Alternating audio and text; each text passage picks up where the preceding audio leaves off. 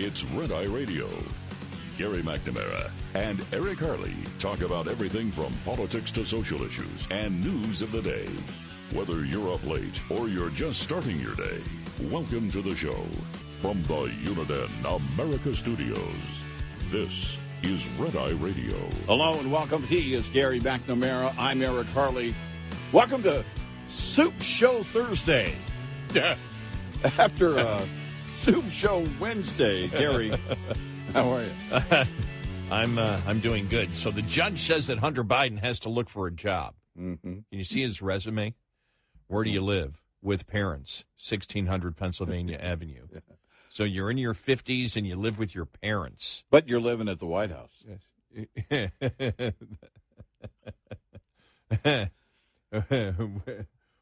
Where were you last employed? Yeah, right. And why did you leave your last job? Well, here's the thing. A little-known fact. Instead of playing Hail to the Chief when he walks in a room at the White House, they play Hail to the Crack Pipe, which is a much different song. He's got to be looking at this, and because his lawyers clearly did not see this coming on Wednesday. Why didn't they see it coming? Well, why don't you have a backup game? Why don't you have you should always have an exit ramp if you believe the GOP was going to be successful at their attempt to convince the courts to have any influence with the recent hearings. You would think that you would have an exit ramp, but they clearly didn't.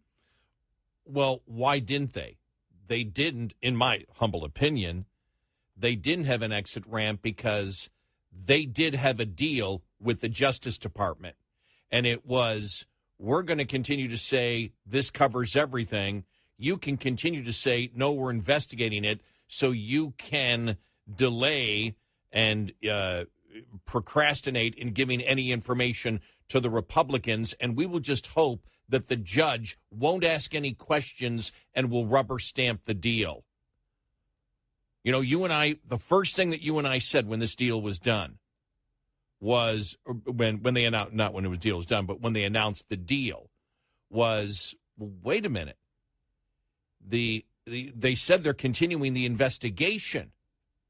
And we know what they are attempting to convince the country of what they are continuing the investigation on, which would be the 1023, and that's bribery, and being an unregistered, what do you call it, unregistered foreign agent. Unregistered foreign agent, which can get you jail time. And so from the very beginning, there was this huge difference. You're telling me, because this goes back weeks, you're telling me in not all that time they didn't get together and say, wait a minute, you can't say that you get immunity forever on anything that the Justice Department might bring forward on this because we can't guarantee it. I really think this whole deal, they expected that this was a possibility, and they were hoping with the culture in Washington that it would just be, here's a plea deal that we agreed on a plea deal, here's what it is, and the judge would rubber stamp it. And the judge simply said, well, does this plea deal go on forever, and is this unusual? Has this ever happened before? Well, no. Well, to Hunter Biden's lawyer, do you believe this deal gives you immunity from, any future crime, or not any future crime, but any past crime the Justice Department, may find out about you? Well, yeah. And then is that the agreement that you have to the prosecutors? No. They couldn't say yes because then that blows their entire narrative of what they've been telling the Republicans as to why they can't give them any more information on anything. I think this was a con job. This was a cooperation to deceive the judge and deceive the Justice Department. Well, they had to have known not the Justice Department, to deceive justice. They had to have known that the judge was going to ask those very simple questions. How was she not? Because the first thing you do is you ask, what consideration is being given to the defendant? I guess my point would be, then why didn't they have that? This was, 3 weeks ago when they announced this? Mm-hmm. I have to wonder if something changed. And we knew, well, what changed was a 1023. Well, that and the bungling of whatever happened with the clerk and Hunter's lawyers or not Hunter's lawyers. That didn't seem to come up at all yesterday. I don't think they weren't going to bring it up, but clearly I think. No, she didn't bring it up. No, that's what I mean. And I don't think the DOJ's not going to bring that up, and his lawyers or the attorneys for Hunter aren't going to bring that up. So she must have been satisfied. I don't know about that. I don't know. Well, yeah, because maybe she's just treating it separately and saying we're going to do an internal investigation, and you don't bring it up in the actual proceedings. Well, that'd be strange not to bring something like that up. It depends on whether she thinks it was a clerk that did it and it was internal, or she thought that his lawyers did it. They were responsible. Just so everybody knows, I mean, the context of this is, I'm asking more questions than actual statements of fact. And so when I threw out here, this is what I believe is happening, I should have put that in question form. The question form is, 3 weeks ago, we knew that there was a difference in what the Justice Department was telling us than what Hunter Biden's lawyers were telling us. They knew it too. And they never rectified it over 3 weeks. Why not? Or they did, and things in the last 24, 48 hours or 72 hours changed drastically. Or it changed when the 1023 came out and they realized that we can't get away with this. But at that point, why didn't they go back and say, look, here's what the deal's going to have to be, and rescind it? Because they got embarrassed big time yesterday. Well, because here's the layout. You have Kevin McCarthy, the Speaker of the House, twice inching closer in recent days to impeachment. Now, there had to have been some internal conversation at the DOJ saying, if they move on impeachment and bring this whole thing out in the process, the next thing they're going to do is move to impeach Mayor Garland, which they may do anyway. We can't have the DOJ in the spotlight. As bad as they bungled this thing up after the hearings, after the 1023, that, according to Comer, Director Ray said didn't exist. So I don't believe they were investigating it. So they're sitting here. So brass at the DOJ and FBI is sitting here, not doing the hands-on approach. I think Merrick Garland's doing what he's always done. Anytime he's directly accused, he jumps in front of a podium. Last time he did that, though, he got burned too. So now you end up in front of a judge. There's no way you show up not anticipating her questions. And the first of those questions is, what consideration is being given? What is this exchange? Explain it to me, why we would do this plea deal and why I need to approve it, or give me the entire story so I can decide whether or not I can. That's basically where she left it. I don't know whether I can approve it or not. And that's after they went and they went back and talked for about 10 minutes and then came back and said, well, here's what the deal would be. The deal would be, and she said, well, I've got to think about this. I got to hit the brakes on this. And the deal would be that he would be charged with no tax or gun crimes, additional tax or gun crimes between 2014 and 2019, which means the not registering as a foreign agent and possible bribery charges could be filed against him. And the reason is, I believe that, you look at the polling on this, and the polling on this is horrible for the Bidens.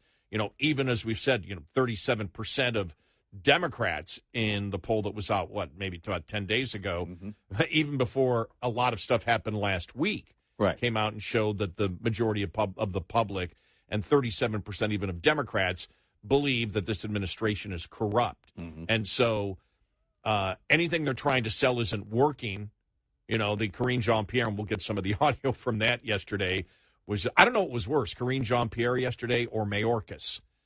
Because I watched a lot of the Mayorkis thing, and it was the funny, I don't know, the Jim Jordan back and forth, which we'll have here in a little bit, was just pretty hilarious, because he's like, well, I'll get that information to you. He said, we sent like 2 letters to you saying you need to show up with this information. And now you're saying that, well, we'll get it to you. And you know something? When you have said before, at this time, I'll get it to you, you never got it to us.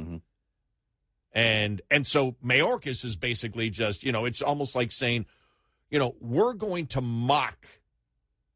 Yeah. We're going to mock any type of process of transparency, and we're going to do it in a blunt way. He and Merrick Garland are of the same cloth. Yeah, and I don't want to get too far off the topic here, but when you think about it, that the judge simply asked the most basic, simple question that blew that plea deal apart. Well, is this normal? That you would give immunity from anything else? Well, no. Why are you doing it? And it doesn't seem like, I come in here, she gets in there, she asks the most simplest questions. Basically, all right, so you believe you have immunity. Right. Does they have immunity from anything else? No. Well, that's the basis of the whole damn thing. We knew that. As laymen, we knew that. We said it. How many times since the deal was announced?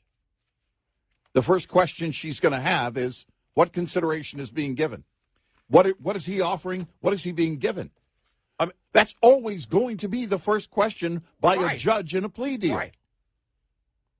And you weren't prepared to answer it. But this is how bad, this is how the filthy rot in the Justice Department, they are so cocky and so damn arrogant that they believed that they could have walked in there and gotten a plea deal and the judge would have let it slide. That's what I think they believed. This is how they believe the culture of rot and corruption is so great that they were just going to smooth walk it in. And that was before the 1023. When they announced the deal, they thought that, and then all of a sudden the 1023 comes out, the hearings come out. Then you got the Speaker of the House talking about impeachment of the defendant's father, the whistleblowers. And so and I just think it got to the point, and I think the 1023.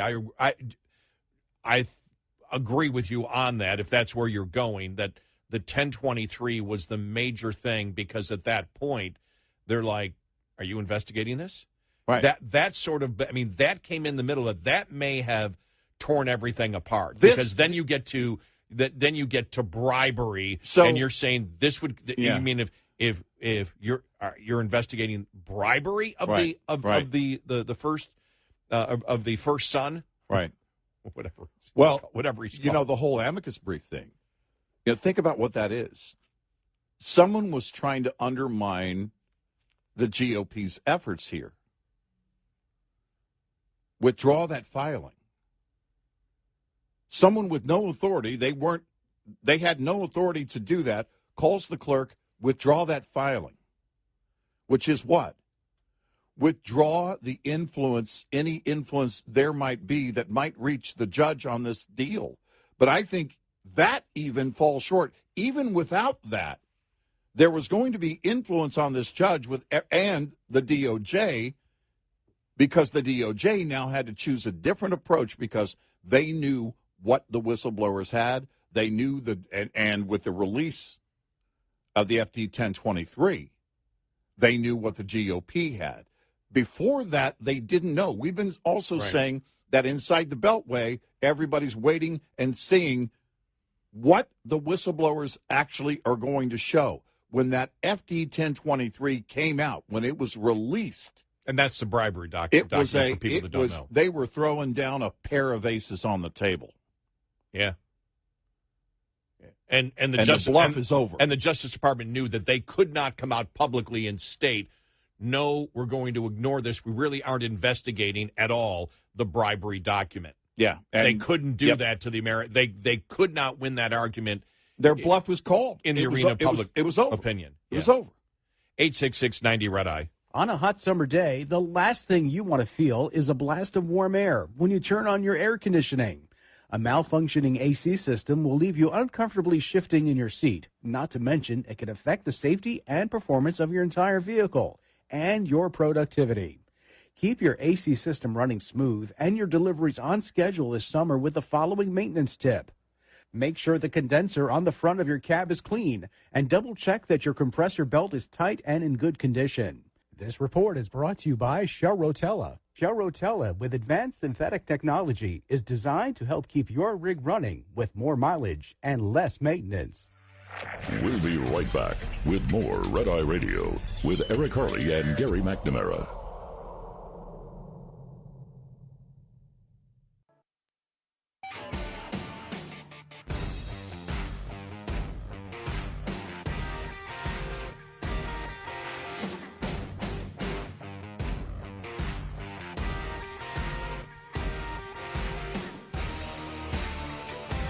It's Red Eye Radio. He's Eric Harley, and I'm Gary McNamara. You know, I just had seen it.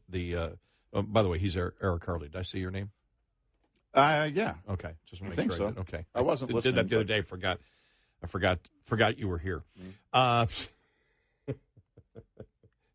Just reading Andrew McCarthy, and he makes the same point that we just made. I just saw the article in the New York Post, and I'm not even done reading it. I just was reading it during the commercial break there.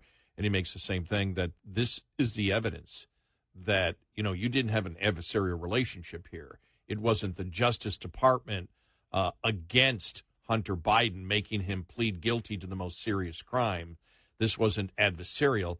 They were in cahoots, and he uses that.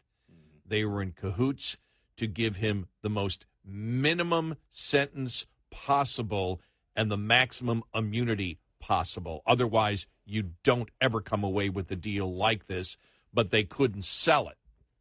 Now, I didn't read the entire article, so he may write a few paragraphs down what we said, that we believe the FD 1023, which was the bribery document, changed everything when they said, "Oh, we're investigating this." Mm-hmm. And you and I asked the question, were they investigating it before? And as you said, oh, by the way, this may be evidence that the Republicans have done something right. Yeah. But with Grassley releasing that FD 1023, did that change everything? Or when they had to admit that it existed? Because I believe when they admitted that it existed, a couple days after is when they said they were still investigating, which is why they couldn't give more information to the Republicans. Well, I think the difference is certainly it could have changed then. And probably did, but the release of it was the building of the revealing to everyone your pair of aces. And when, because the DOJ they were walking the bluff straight through. I don't know, again, how they didn't get together saying, listen, there's about a 50% shot that the judge is going to ask what this deal is. And if this thing is over, are we closing the books on this? Why didn't they lie and say, yes, it's a done deal. We don't see anything else that's actionable here? Because they can't. There's no way to say that without immediately being called, immediately by the GOP being called out. But it would be obstruction of justice if you look at what the whistleblowers have laid out, what the FD 1023 lays out. Who wants to die on the Hunter Biden, Joe Biden hill? If you're seeing it now, if they know now, because Director Wray clearly, if Comer is, if what Comer said is accurate and true, didn't know they had seen it. They didn't know what the GOP had, and now they do, and they learned a lot of that since this deal was announced. They had to back down.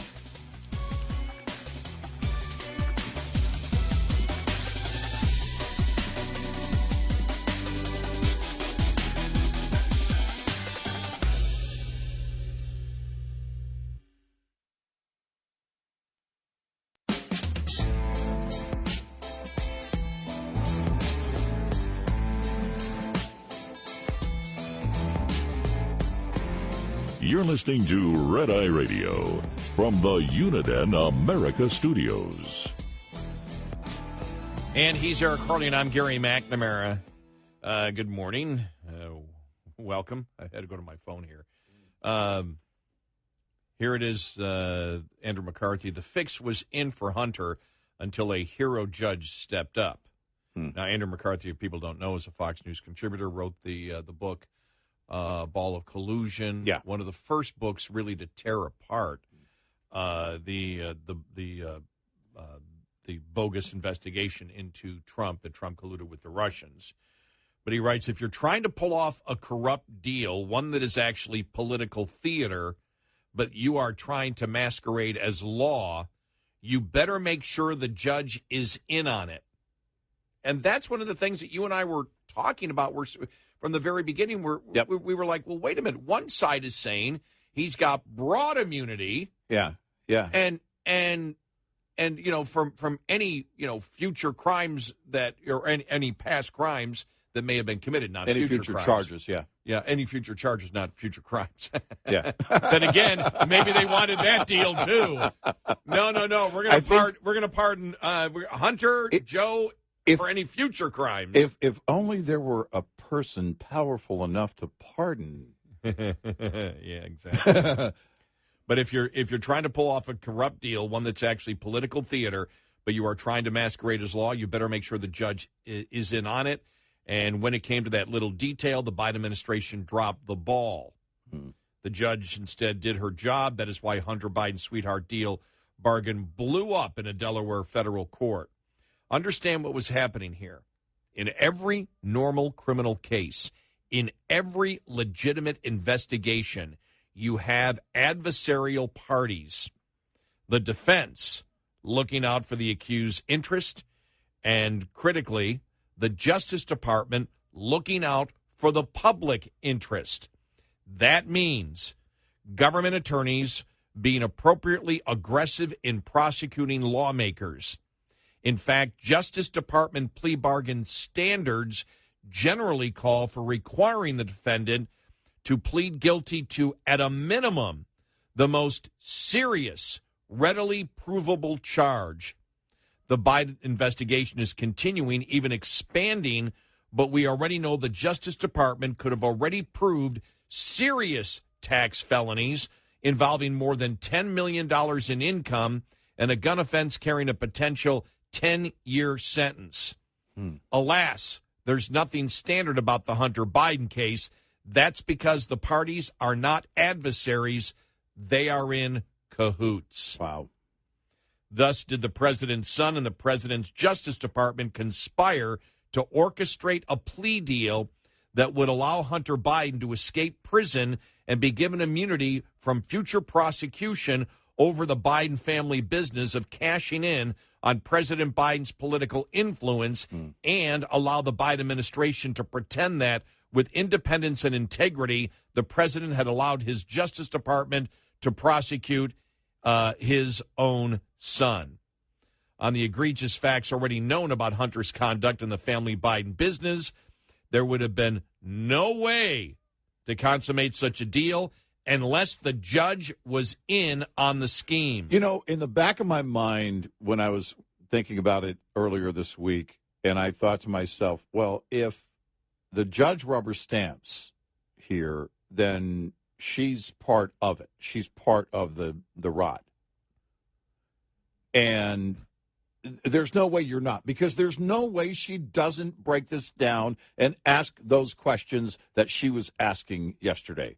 That's how it was always going to go, unless she was in on it. As McCarthy writes, the point of plea agreements by which the vast majority of criminal cases are settled is to spell out the exact details, the complete understanding of the parties. It is a contract. Right, exactly. If something goes wrong down the road, if one of the parties breaches the terms, the clarity of the agreement puts everyone on notice of the consequences. Here, though, because the defendant and the prosecution were not adversaries, as in normal criminal cases, they could not spell out their one-sided agreement. Right. Doing so would have been too politically damaging, and this was all about politics. Both Hunter Biden and the Biden Justice Department wanted an arrangement that would give Hunter the maximum amount of immunity from prosecution for the minimum amount of criminal admissions they thought they could get away with. But there would have been a scandal if prosecutors had written an agreement that said Hunter pleads guilty to 2 trivial misdemeanor counts for years 2018 and 2019 with the expectation of no jail time, and the government further makes a firearm felony disappear. In exchange, the Justice Department will not prosecute him for any other tax crimes, money laundering, felony failure to register as a foreign agent, bribery, conspiracy, or any other criminal offense arising out of his business dealings from 2014 to 2019. So instead, with a nod and a wink, the Justice Department wrote a plea agreement saying merely that Hunter would plead guilty to 2 misdemeanor charges in satisfaction of the conduct covering all tax years from 2014 to 2019. This would allow Hunter to walk away, saying the case was over and claiming immunity for not only tax crimes, but for any criminal offenses arising out of his years of lucrative business dealings. For its part, the Justice Department would say the agreement settled the tax offenses, speaks for itself. Beyond that, we, of course, cannot comment because this could compromise an ongoing investigation, exactly what we've said. Right. Get it? Hunter quietly walks away with a complete pass. The Justice Department clams up. The ongoing investigation slips into the great black hole that it has been all along, never again to be heard of. And Joe Biden goes on the campaign trail, bragging about how he fearlessly let the Justice Department prosecute his own son. Altogether now, independence and integrity. It didn't happen that way because, thankfully, one federal judge did her job. The judge didn't have to do much. Just ask Hunter Biden's defense lawyers and the Biden Justice Department what exactly they had agreed to. It's what we have been saying from the beginning. Right. That was always going to be asked unless she was in on it. The Biden Justice Department didn't dare say that publicly, so the sweetheart deal went up in smoke. And that's the entire point, as we have said. They agreed. Their whole point was to deceive the judge and deceive justice. That was the whole point. That's it. And that wasn't a sweetheart deal. That was a David Blaine act. To make something like that disappear. So they had an agreement. Oh yeah. They had an agreement that I believe the agreement was because they were in cahoots. This was not an adversarial relationship. No. This was the Department of Justice, and wink wink, that look, if we can get away with this, this is what we're going to try to do. Mm-hmm. Now, we may not be able to get away with it, but if we get the right judge who says, okay, fine, and asks no questions, that's what we're going to do. And that's why I believe nothing changed over that multi-week period when we first found out about what the plea deal was going to be. Mm-hmm. But when the 1023 came out, there's no way. And remember, then it went to bribery.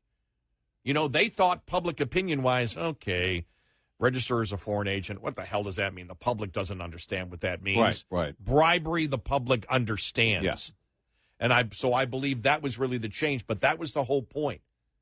That okay, we're going to try to get away with this. We may not be successful, but we're going to try to get away with it.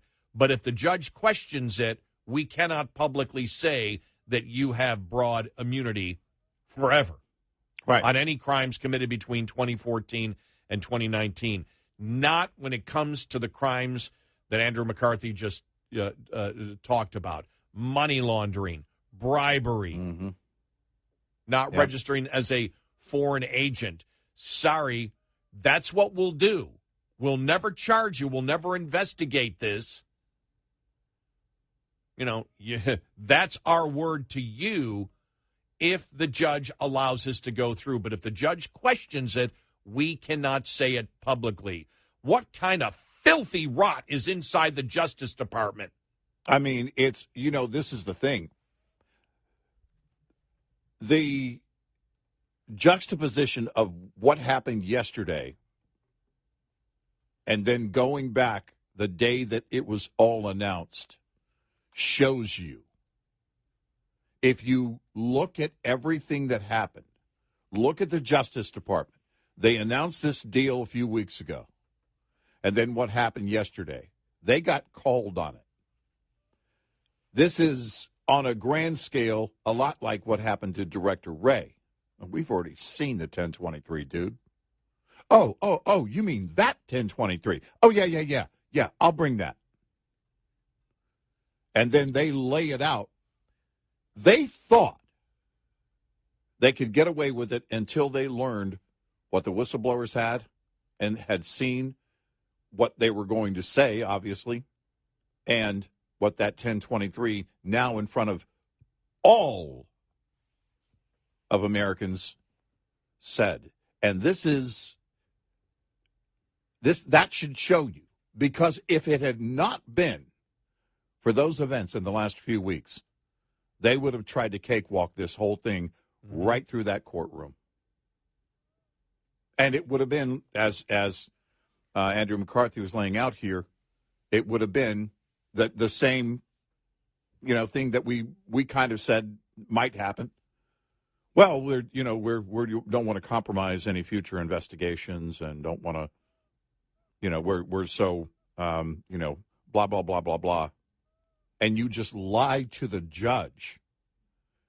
If the DOJ is going to lie to the American people, they have no problem lying before a judge. Until they're called. Well, until they're their called. Bluff right, has been called, and frankly was called repeatedly. They may lie by omission, but they're not going to lie in the court. Yes, exactly. And what is a lie? It depends on what the definition of is. But because you're right. In court, well, we do have other investigations, and we don't want to talk about those here. And blah, blah, blah. If it had not been for the events, if they had not learned everything that they learned, that clearly was going to be the case. They were just going to lie through their teeth to this judge, and she was going to rubber stamp it. They were going to put the lid on this jar and bury it like some rotten kimchi. Wow. What a day yesterday. Yeah. I mean, seriously, it was like...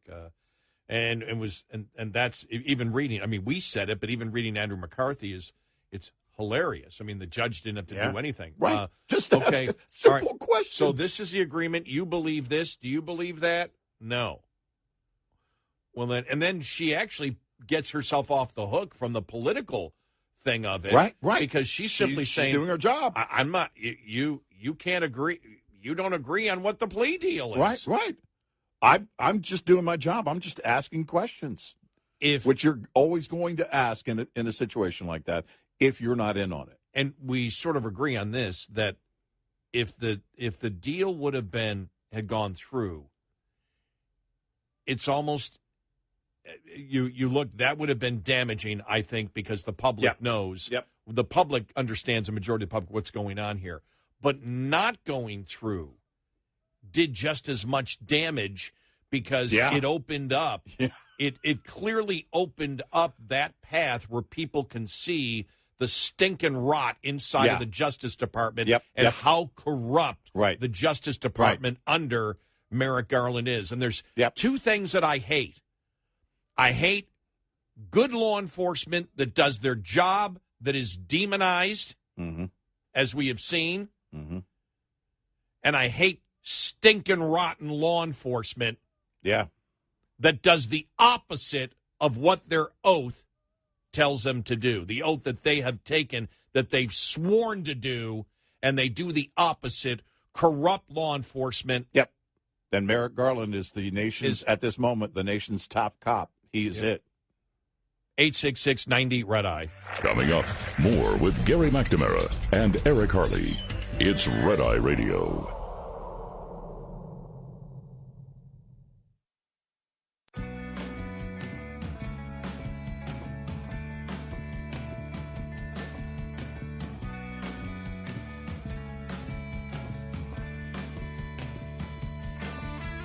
It's Red Eye Radio. He's Eric Carly, and I'm Gary McNamara. You know, one of the things, and we've gotten some input. Did you even get some today? Someone saying, well, what about a special prosecutor? Yeah, right. No. Yeah, we don't want that because that comes from the DOJ. I mean, the DOJ would be assigning whoever the special prosecutor would be, and then it would be shelved for who knows how long. Yeah. That's the last thing that I would want right now. Right.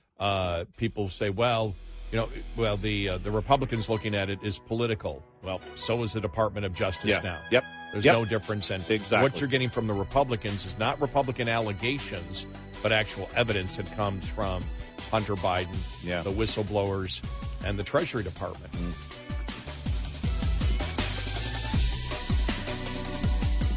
Top of the Hour News is brought to you by House Products. Visit houseproducts.com. This is Red Eye Radio on Westwood.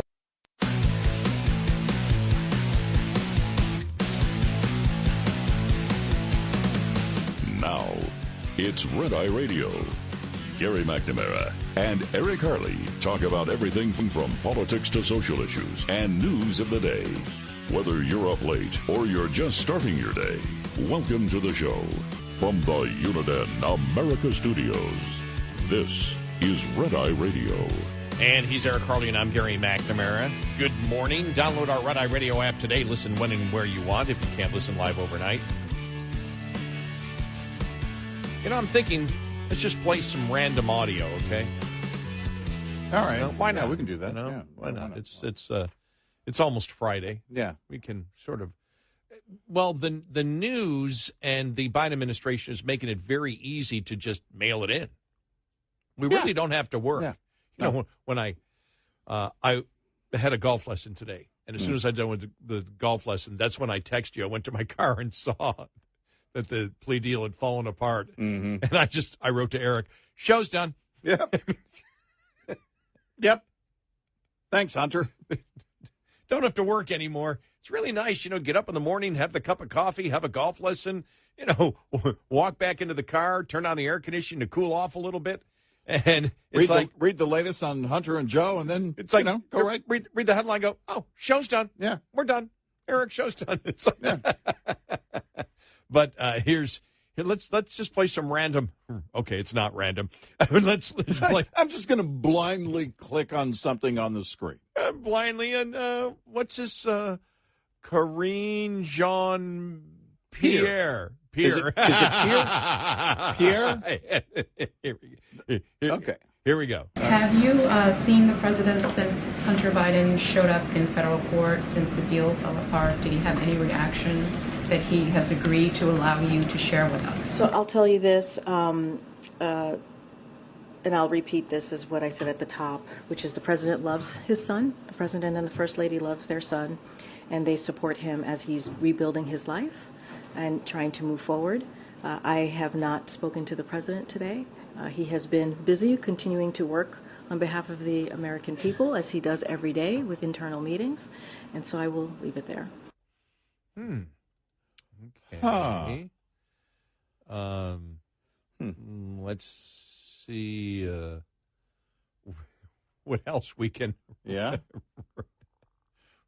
randomly find. Yeah. Where is it? I had it here a couple minutes ago. I want to find the I had Chuck Todd here somewhere. There was a Chuck Todd comment. All right. Okay, where'd it go? Oh, darn it. I'll have to find the Chuck Todd comment again. All right. It was like, well, this is really interesting. Mm-hmm. Okay, let's see what else we can find here with. I do have Chuck Todd. Okay, I did find it here. Okay, ready? All right. Here we go. All right. Meanwhile, it's worth pointing out that the Trump-appointed U.S. attorney in this case, David Weiss, is facing elevated scrutiny of his own due to the handling of this investigation after House Republicans heard public testimony from a pair of IRS whistleblowers alleging political interference in this investigation. That testimony came after the original plea deal was announced, which today dramatically fell apart. And it is worth noting that the House Ways and Means Committee, led by Jason Smith, the Republican of Missouri, did give additional information to the judge in Delaware before today's proceeding. Basically saying the same thing we did. How many times do they have to say, Trump appointed judge, Yeah. Trump appointed, Yeah. you know, David Weiss. Work in Trump's name any way you can. Yeah.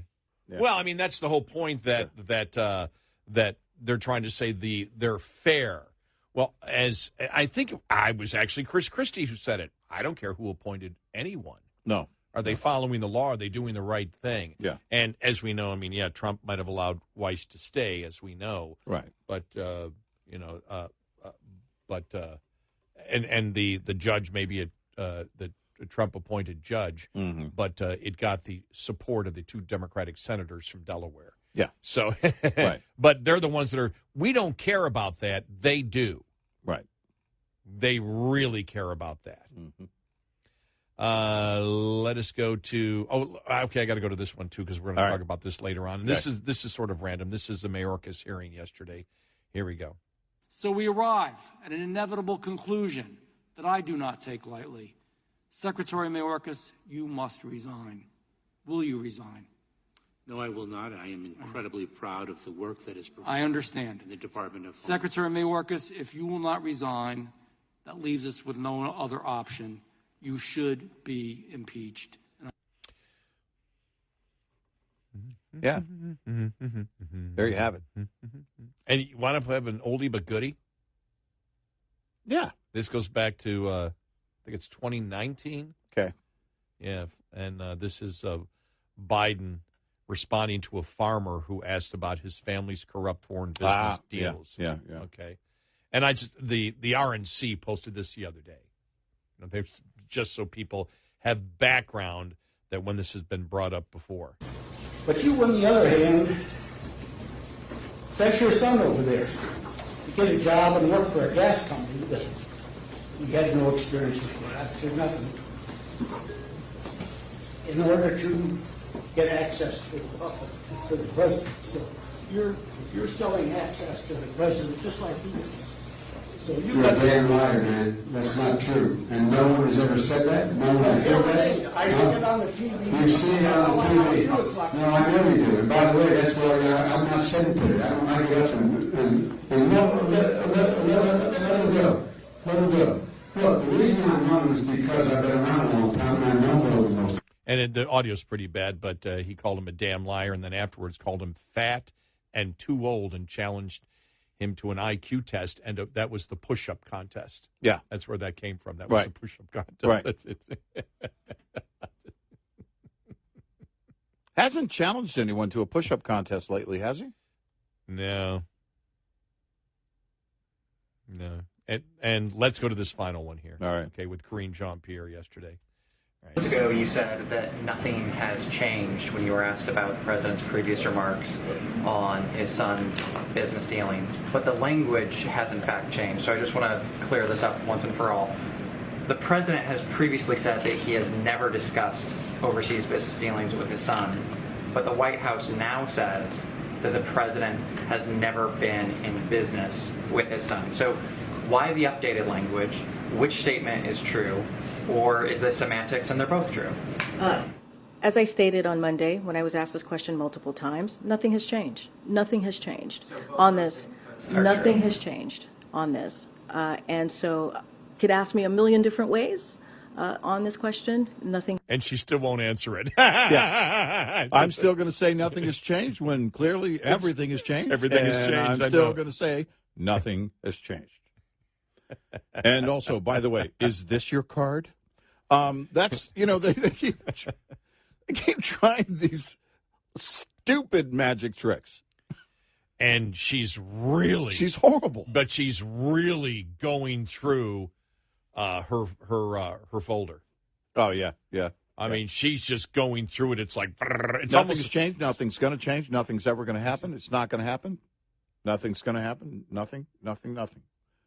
So there. Now, I want to play one more because I did like the fact that this question was actually asked yesterday. With everything else going on, This is actually bringing back an oldie but goodie from Karine Jean-Pierre. All right, here we go. Can you give us an update when it comes to East Palestine? The president has said that he would go.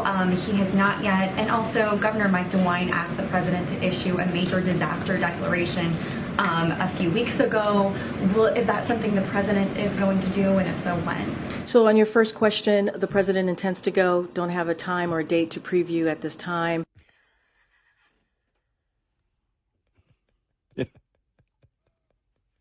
And also, nothing has changed.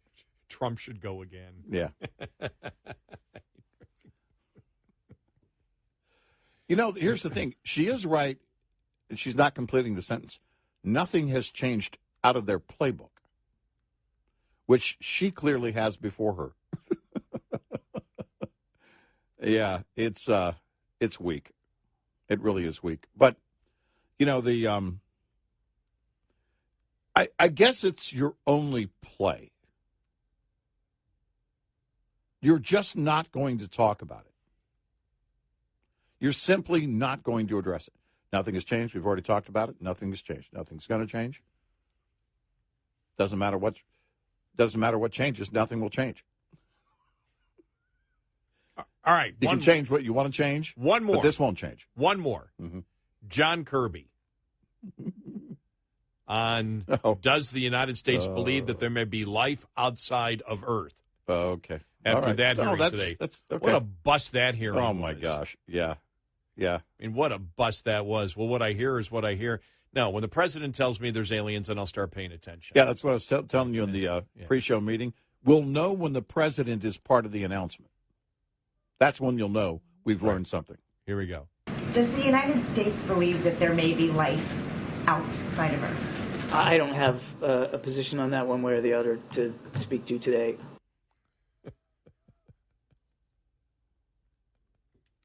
They can't answer any questions. Seriously, it's like the thing is, he can't say, because he can't say that's a question for somebody else, right? You know, they can't defer. I'll defer you to. He can't do that because that looks bad. That looks like the answer is yes. Oh, no, there are aliens, and somebody else is going to talk about it, but I'm not going to. He can't say, you know, when you don't say no, then you leave it wide open. I think a great deal of this is psyops. You just float it out there, I don't know, in hopes of a distraction or something, in hopes that your would-be enemies are, if they believe you have possession of something. When you can't trust anything from the government, and you can't right now. Yeah. There's not anything that comes from this administration that you can believe. No, there's nothing. Everything has to be fact-checked, and everything, when you hear anything coming from this administration, you have to believe it is a lie. I need to find evidence that it's the truth. Yeah. There is no assumption anymore that what comes from an administration is the truth. None. And so when you hear this, the first thing, what are you laughing at? I heard you laughing over there. I'm just thinking of their stance on everything. But go ahead. But it is their stance on everything. Yeah, it is. And so when I hear this, I'm like, okay, they're trying to distract. Now, what I find interesting is the public doesn't seem to care if there may be extraterrestrial life out there. No, they really don't, do they? No, there really doesn't seem to be. It doesn't seem to be an interest. It's going to be for my entire life. I remember going through Project Blue Book and, you know, all the movies. If people know there are aliens out there, it will change the basic. It'll change the entire way that society operates. And now that there's somebody out there saying, the former Defense Department official, no, they told me they exist. They exist. Jan, can I get my cash from the government, please? Well, to this day, I mean, growing up, it was, it was a big deal. I know. And to this day, I can't eat mashed potatoes without shaping them the way Richard Dreyfuss did on that plate. Close Encounters of the Third Kind. One of my, if not my favorite, alien movie of all time. Besides They Live. That one is a rowdy movie. By the way, did you get the email? It was one of our great listeners, Greg, writes us, listening to your show yesterday, you were discussing the movie They Live, and I just wanted to let you know that Fathom Events will be showing the movie for its 35th anniversary on September 3rd and 4th. And I'm sure that it should be in a theater near you. Not sure if you will be able to attend, but I definitely will be. And that's from Greg. He says, love the show. He is in Maryland. So Gambrels, Maryland. I hope I'm pronouncing Gambrels right. Yeah, Maryland. And thank you for the heads up on that. Okay, Greg. This is a quote here from the movie. This is a quote, all right? So I'm just quoting. Okay. I have come here to chew bubblegum and kick ass. Mm-hmm. And I'm all out of bubble gum. Yeah. That has been still today as a meme, by the way. End of quote. You'll still see that as a meme. You know, I did tell that to my great nephew. It said, to focus from now on. Mm-hmm. Here's you need something that's going to make you smile. Yeah. And so I told him the quote, and then I played it for him, and he got the biggest kick. And this is what for when he's playing high school basketball. Right. And I said, so from now on, if I'm at a game and things are getting really, really tight and you need to lock down, I may look at you and I really don't say anything ever from the stands. Mm-hmm. I didn't for my nephew. I'm not one of those people that, screams and yell. It's like, but I said, I may look at you and just say, you're out of bubble gum. Yeah. And then you know what to do. Yeah, exactly. You're all out of bubble gum. You're all out of bubble gum. He said, I may use that on the court with the guys. Yeah. We go back out. We've come here to to bubble gum. Now they're going to look at me like, what in the hell are you talking about? Yeah. They don't even know that movie existed. When did it come out? 85? Right. Was it? 80, yeah. 87? Was it 87? If it would be the 35th anniversary. Oh, okay. All right. Yeah. 88 then. 88. Yeah. 88. Wow. Yeah. Right. Yeah. But I laughed at the most yesterday. I thought about it, and I was laughing on the way home. We're talking about They Live, and it's like, wow, Los Angeles ended up just like it did in They Live. No, it did. It did. That part of it came. That part of it came true. Yeah. You ugly SOB. He puts on the glasses. The one. They can't. I mean, you can do a remake if you want to. It would have to star The Rock, though, wouldn't it? It would have to star another wrestler. I don't think you can remake a movie. I don't like think that. you can either. Just don't think. Yeah. It doesn't mean they won't. But if you do it, it's going to have to star another wrestler. They tried to do Red Dawn, and Oof. the Koreans attacking us. That was so they didn't. So that was the best ever, though. It was originally China attacking the United States, and they made it North changed Korea. It to North Korea, so they could sell the movie in China. Right? Exactly. Yeah. 866-90 Red Eye. Most owner-operators leased to larger carriers are paid on a per-mile basis or a percentage of revenue per load. The per-mile basis is most prevalent among larger fleets, percentage at smaller. Pay per mile tends to dominate discussions about pay just because it's easier to measure, and pay per mile often is wrongly used as the deciding factor in leasing to a carrier. While pay per mile can be a vital factor, it's not a cure for every ill, nor does it mean a big settlement check is coming an owner-operator's way. Why? Because pay per mile always must be considered in balance with gross revenue as well as total costs. Gross revenue can include flat mileage pay that varies by length of haul, percentage revenue pay, and more. Most importantly, though, for every revenue dollar generated, only part of that dollar is profit. But for every extra dollar of cost saved, the entire dollar contributes to profit. Knowing and understanding your cost to operate is fundamental to understanding the true value of any pay package. Owner-Operator Business 101 is provided by Shell Rotella with advanced synthetic technology. For more information, go to overdriveonline.com to the Overdrive's Partners in Business section of the website for more detail on Business 101 and many other topics. Lines open for your calls. 866-90 Red Eye on Red Eye Radio.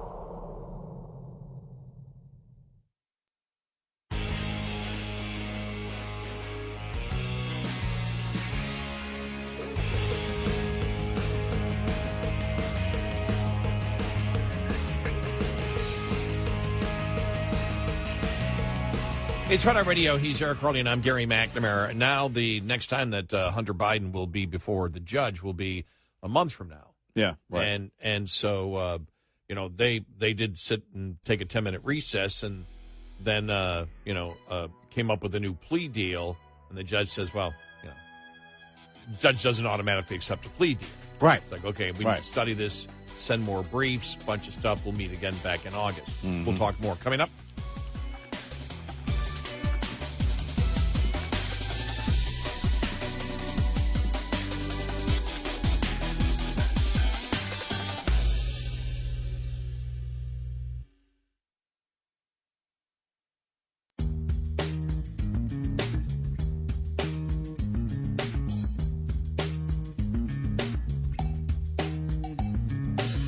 On your smart speaker, say, play Red Eye Radio.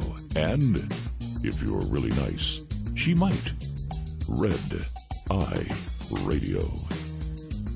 And he is Eric Harley, and I'm Gary McNamara. Good morning. So, no, we are not for, just in case anybody wonders, we're not, because of the fall through of the plea bargain, we are not for special counsel for Hunter Biden. No. We are not for that at all. And, probably in 2020 we would have called for it. And maybe again in January of 2025. but no. Right, but no. There is no the Department of Justice. Well, you keep laughing when I'm talking. It's tough to concentrate. What are you laughing about now? Nothing. No. Go ahead. Go ahead. Finish. The last time you were laughing at something, it was worth it. So it's okay. I don't mind if you laugh when I'm talking as long as it's something that's funny that you can share on the air. Yeah. My point is when you laugh, it's almost as if, I'm not part of the joke. And I want to be part of the joke. I'm just shaking my head at this entire thing of how stupid it is and how much everybody knows the truth. And it's everywhere you turn. The stupidity of it all. Why is no one inside the press room saying, Karine, you're lying? You've never said that. You said this on this day. Could you please have enough respect to not lie to us? If you've got no comment, say no comment. But don't lie. Which is why you and I would get kicked out of the room. Very quickly. Well, it's funny you say that because I just went to Real Clear Politics, the first article. McCarthy's new plan, impeach Biden over nothing.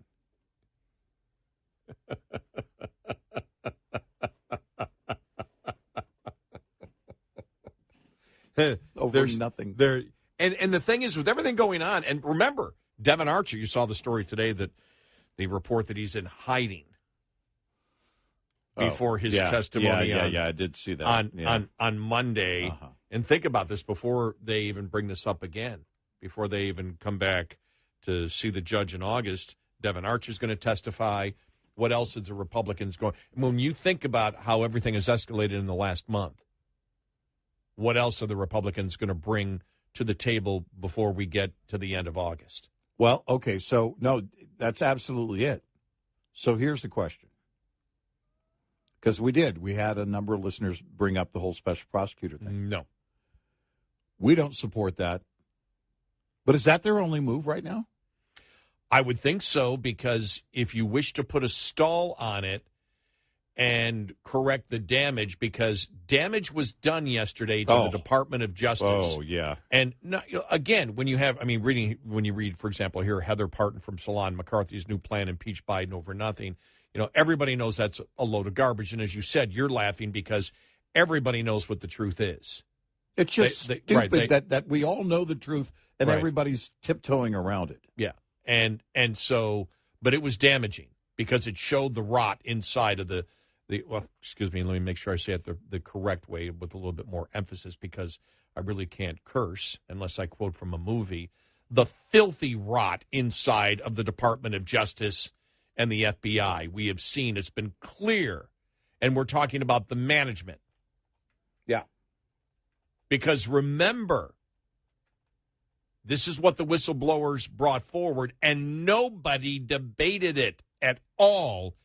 Every prosecutor and every investigator, according to the whistleblowers, everyone wanted felony charges against Hunter Biden. Yeah. Every single one that was involved in the investigation. The prosecutors assigned to it and the investigators assigned to it. As they stated last week, everyone agreed that felony charges should be brought. Everyone.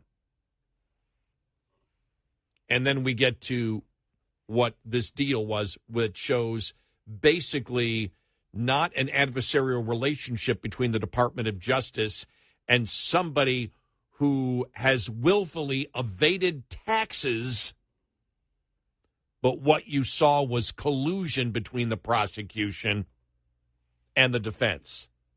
Yeah. And that kind of stinking, filthy rot. Good, I added stinking now. That's even better, isn't it? Mm.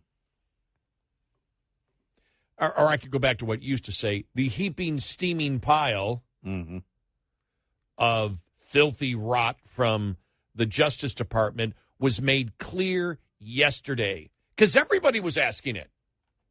Even the left. Well, wait a minute. You're telling me they didn't agree? Well, why didn't they agree? Why did the Justice Department do this? Actually, if you think about it, probably the left is angry at the Department of Justice for not saying, oh, no, he gets immunity for everything. They're probably upset about it. Yeah. The judge, because that was the thing I even saw yesterday, oh, this judge is going to be threatened. Like, why? The judge simply said, well, I can't accept a plea deal that you don't agree with. You guys got to get your act together. You don't even agree on what the plea deal should be, on the major consequences of the plea deal. Man, just a fly on the wall. Just one time. Okay, probably a million times. But still, because there was no contingency for that question. None. I mean, the scene should have been prosecution holding the door open at the building as Hunter walked in. Well, no, after you, sir. No, after you, sir. And then they all go through and then they come up and, I mean, that was the scene up until she decided to do her job. They could have had, the Law and Orders where the prosecutors and the guy they make the deal with were all doing cocktails afterwards in Adam Schiff's office. Yeah, drinking liquor out of somebody's desk. Not that Adam Schiff, but the Adam Schiff that was on the Law fake and Order. Adam Schiff. The fake Adam Schiff, yeah. Because honestly, you look at that, how did you not have and this is where everything over the last few weeks does come in.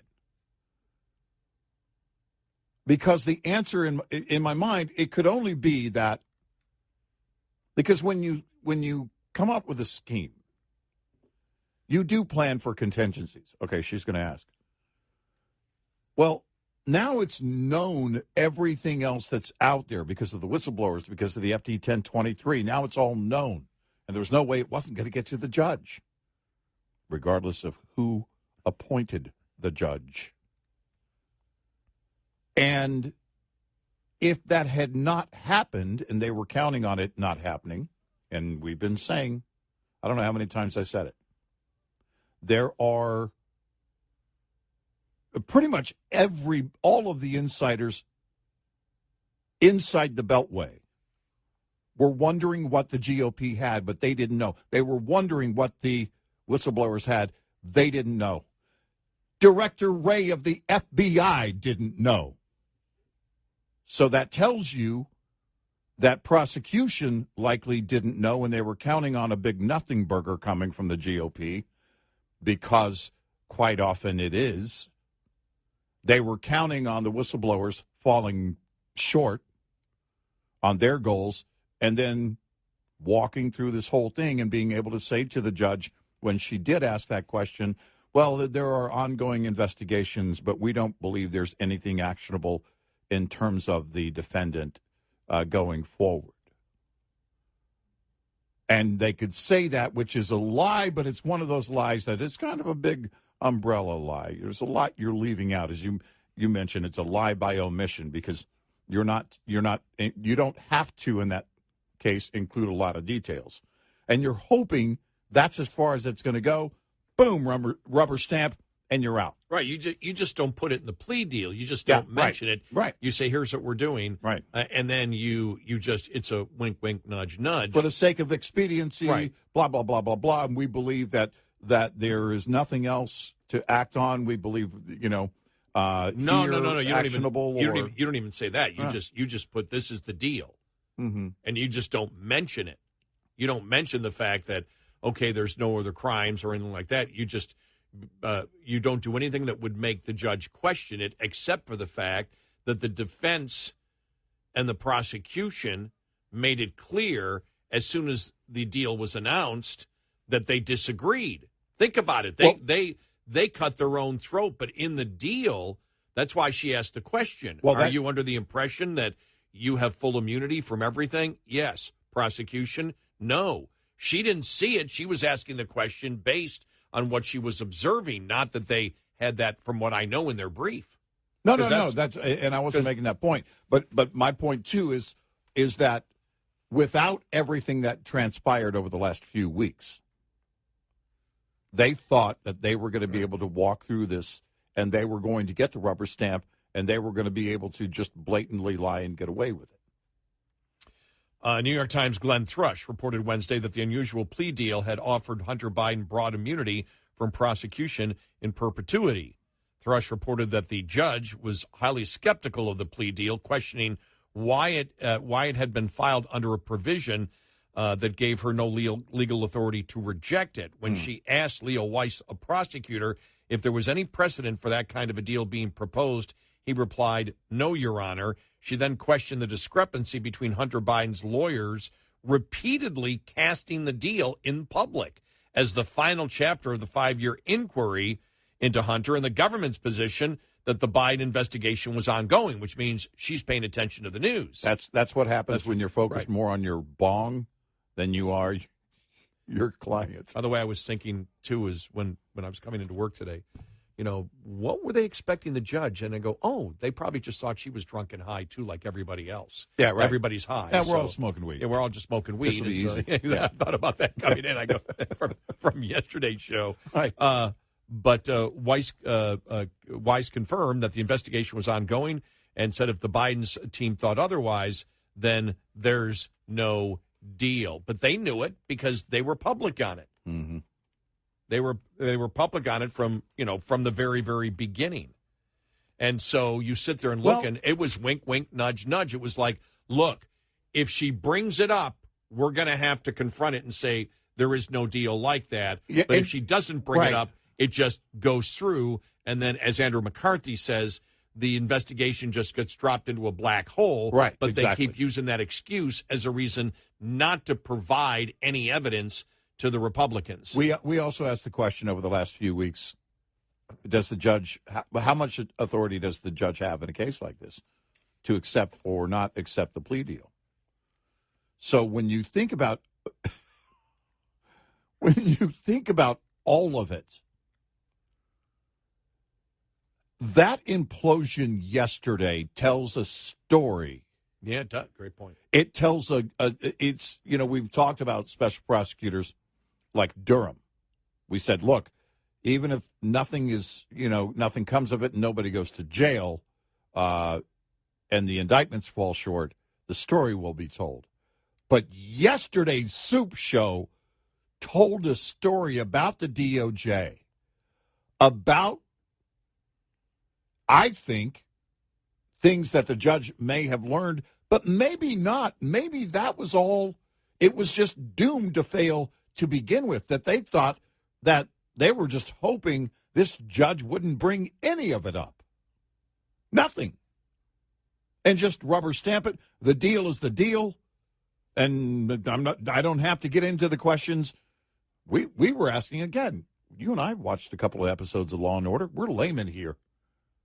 But we were saying all along, how does the judge not look at this and say, what consideration is there for the defendant?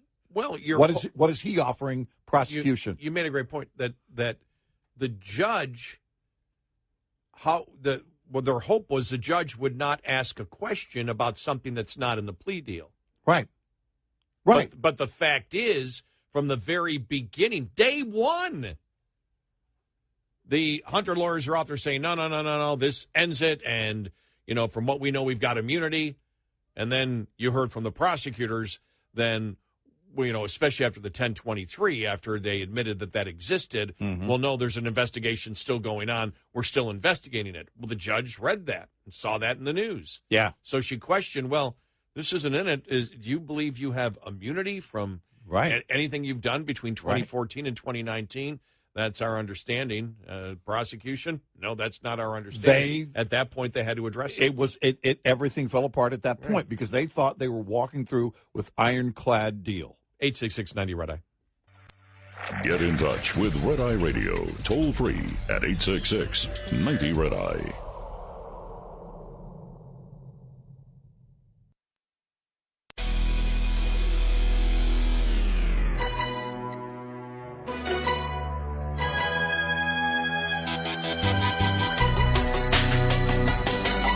It's Red Eye Radio. Coming up, Mayorkis.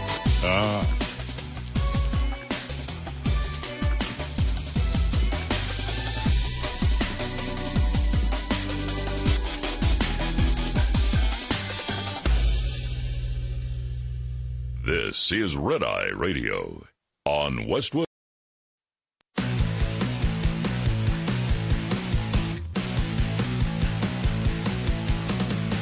Now, it's Red Eye Radio. Gary McNamara and Eric Harley talk about everything from politics to social issues and news of the day. Whether you're up late or you're just starting your day, welcome to the show. From the Uniden America Studios, this is Red Eye Radio. All across America and around the planet, we are Red Eye Radio, 866-90-RED-EYE. Other stuff going on yesterday, looking at this headline here, Republicans fume at Mayorkis over border policies. Our constituents want answers. Homeland Security Secretary Mayorkis was on the receiving end of another barrage from House Republicans on Wednesday as he faced the House Judiciary Committee and was quizzed about the administration's effort to tackle border crisis. I've been in Congress 7 years. I think you're the most dishonest witness that has ever appeared before the Judiciary Committee. And I speak for a lot of my colleagues, said Representative Mike Johnson. It's not just his dishonesty. It's the fact that they actually wrote to him. I'm going to play this audio here from Jim Jordan going back and forth with Mayorkis. And he can't answer any questions. How many people are coming across? How many people have you processed? And they wrote him a letter weeks ago saying, you're going to be before our committee. We want you to have these answers and these numbers. Yep.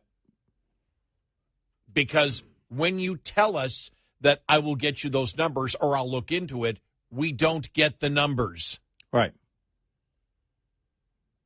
And so you're not being honest. Let's play this back and forth from Jim Jordan and Mayorkis yesterday. Mr. Secretary, you know what the number is, don't you? Number that Mr. Gates was trying to get a response from. You know what that number is, right? Congressman, I would be pleased to provide this committee, you, Mr. No, Chairman. You don't know now? You don't know what that is? I mean, again, just to read, because what Mr. Gates was trying to get at, I think what the country would like to know is we know that there's been an influx of people coming in. Over 2 million encounters on our southern border, inadmissible aliens on our southern border. We know that number has come in since Joe Biden's been president. We know it's a big number. And all he was asking was how many of that 2-point-something million, over 2 million, how many have went through the adjudication process and actually been removed? Mr. Chairman. And you're telling the Judiciary Committee today you don't know what that number is? Mr. Chairman, What I am sharing with you is that we will provide you with whatever data you request. No, that's not what I want to go right. But it's a simple. We've had kind of two simple questions that you didn't give an answer to, and I just want to know, give you a second chance here if you'll do it. What is that number out of that 2-point-something universe of inadmissible aliens encountered on our southern border who've come into the country, been released into the country? How many have went through the adjudication process and then been removed? Mr. Chairman, I'd be pleased to provide you with that. Can you guess? Mr. Chairman, it is. Can you give an estimate? Mr. Chairman, I will not. Why will you not give an estimate to the American people? Because they would like to know, because that sort of frames it. Here's what's come in. Here's who you've allowed in since Joe Biden's been president, and here's the ones who've actually been removed. I would say two things, Mr. Chairman. Number one, I will provide that data to you. We will do so. Well, you're not real good at that because you've said that other times here, and you don't give us the data. I mean, we asked information about the Disinformation Governance Board, and all we get is redacted documents. So you're not real good about that. And it's a simple question, and frankly, a question we ask you to be prepared for. We wrote you 2 letters in the last several weeks to be prepared to answer that kind of question. I think probably that specific question, and you won't give us an answer. And so the fact that you won't is bad, and the fact that you don't know is just as bad, because it's the one question the country kind of would like to know. What's really happening? When you say all these, pathways and things, and your border secure, and all the things you say, we kind of like to know what's really happened with the 2-point-something million people who've been released into the country since Joe Biden's been president. How many have went through the adjudication process and been removed?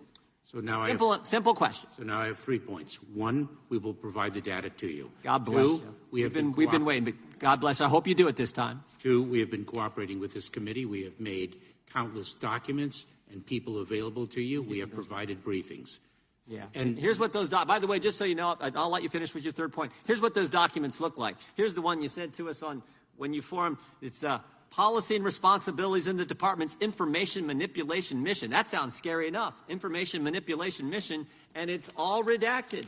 And this is the kind of stuff you gave us when we were trying to figure out who was responsible for putting together the Disinformation Governance Board, and I think my colleague, Mr. Johnson, was asking. And now we're asking a simple question about a number. And the fact that you won't give it to us or don't know it is, I think, a concern for all of us. I would say both sides, because the Democrats probably want to know, too.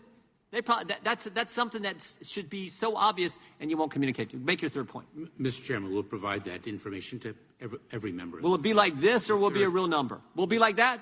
Will it be a real number? Mr. Chairman, the third point Let me ask you real quick. Can you get that number to us like tomorrow? Or is you got to go back, and is it going to take weeks and months and haggling back and forth on all the letters we do? Congress writes letters to agencies and we haggle back and forth, all that dance we have to do. Or can you just get us the number? Mr. Chairman, we'll provide that data to you as promptly as possible. My third point would be the most fundamental point of all when we speak of immigration. We are dealing with a fundamentally broken system. We have between 11 and 12 million. I got 50 seconds, so I appreciate that. You've said that before, so I got that point. Don't mean to cut you off, but I got to get this. Now, in your testimony, you said you've arrested 14,000 smugglers. Seems like a big number to me. What happened to those guys? Those individuals, Mr. Chairman, are, if the evidence so supports, prosecuted for smuggling. You've referred them to DOJ. You've arrested them. You've given them over to DOJ. What's happened to them? Have they been indicted, taken to trial, found guilty? Are they in prison somewhere? What's the status? That is a huge number. 14,000 smugglers. I mean, God bless you for getting them, but I'd like to know what happened to them. Very, very pleased to provide that data to you. Let me provide some examples. You just told us a couple minutes ago you work closely with the FBI. We'd like that information too. That's important. Have you arrested any of them multiple times? Congressman, I'll provide that information for you. You think that's a possibility? Some of those smugglers you've arrested more than once? Congressman, when I prosecuted immigration crimes in the 1990s, we saw individuals who had repeated violations of criminal laws of the United States and repeated removals from the United States. Prosecuted. My time has expired. You think a smuggler, you catch someone smuggling people, smuggling drugs, that guy would be prosecuted, and you'd think you would, again, know that answer too. But is anything that Jim Jordan asking unfair in any way? Nope. No. And this is the arrogance you get from Mayorkis the arrogance you get that runs throughout this administration. And as he said weeks ago, they asked him, of the millions of people that have come in, how many have you processed and deported out of the country? And to further expound on that, as we know, roughly 90%, over 90% of the people who claim asylum when processed through are sent back. That's been the history of people claiming asylum. So is that an unfair question for Jim Jordan to ask Mayorkis? And as he said, a couple of times they've sent him a few letters stating, please, be prepared to answer these questions. Remember, one of his biggest jobs is the border. Yeah. And so we wish to ask these questions. How many people have you sent back? And he can't answer the question, and they asked him for it early on.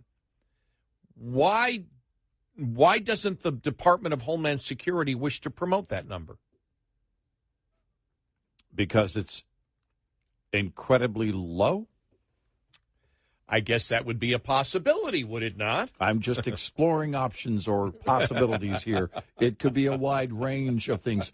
Or it's so incredibly high that it would blow everybody's mind. Right. They've done such an incredible job of weeding out the non-legit people who wish to be in this country who want asylum. Who want asylum. They have found all the bogus asylum requests, and they're doing such a great job. Exactly. It would just blow everybody's mind. We can't do that. It would be overwhelming.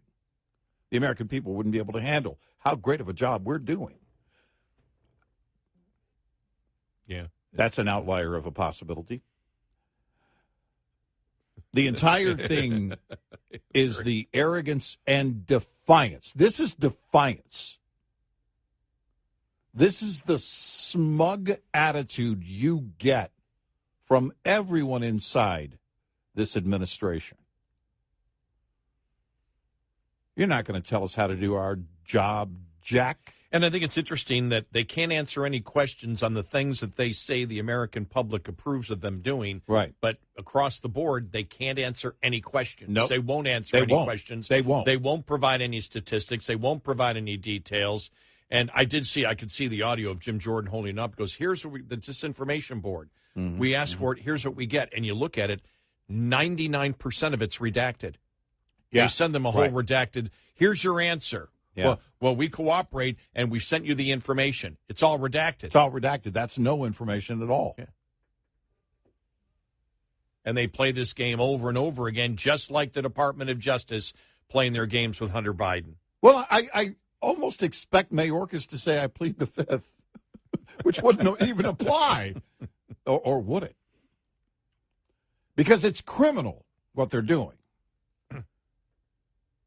They are circumventing our laws, our immigration laws. Yeah, they are. Yeah. And they know it. And you can't do a thing about it. And they're just going to, we'll get back to you. We'll get back to you. We'll get back to you. We'll get back to you. I do commend the committee for doing what they did. Remember it wasn't one of the first, I don't know. Was it one of the first hearings where the Democrats didn't show at all? It was an off-site hearing. Oh, yeah. And then, that was going to be their game, right? We're just not going to show up. We said, okay, look, you go out of your way and give plenty of notification. We're going to have to play. This gets back to the stupidity thing. It's worse than dealing with children. Because, as Jordan pointed out, we gave you plenty of notice as to what we're going to ask you. We've been through this same thing before, the same questions before. There's zero excuse for this. I can provide that at a later date crap. That is a heaping, steaming pile of garbage that keeps getting bigger by the moment. 866-90 Red Eye. We'll be right back with more Red Eye Radio with Eric Harley and Gary McNamara.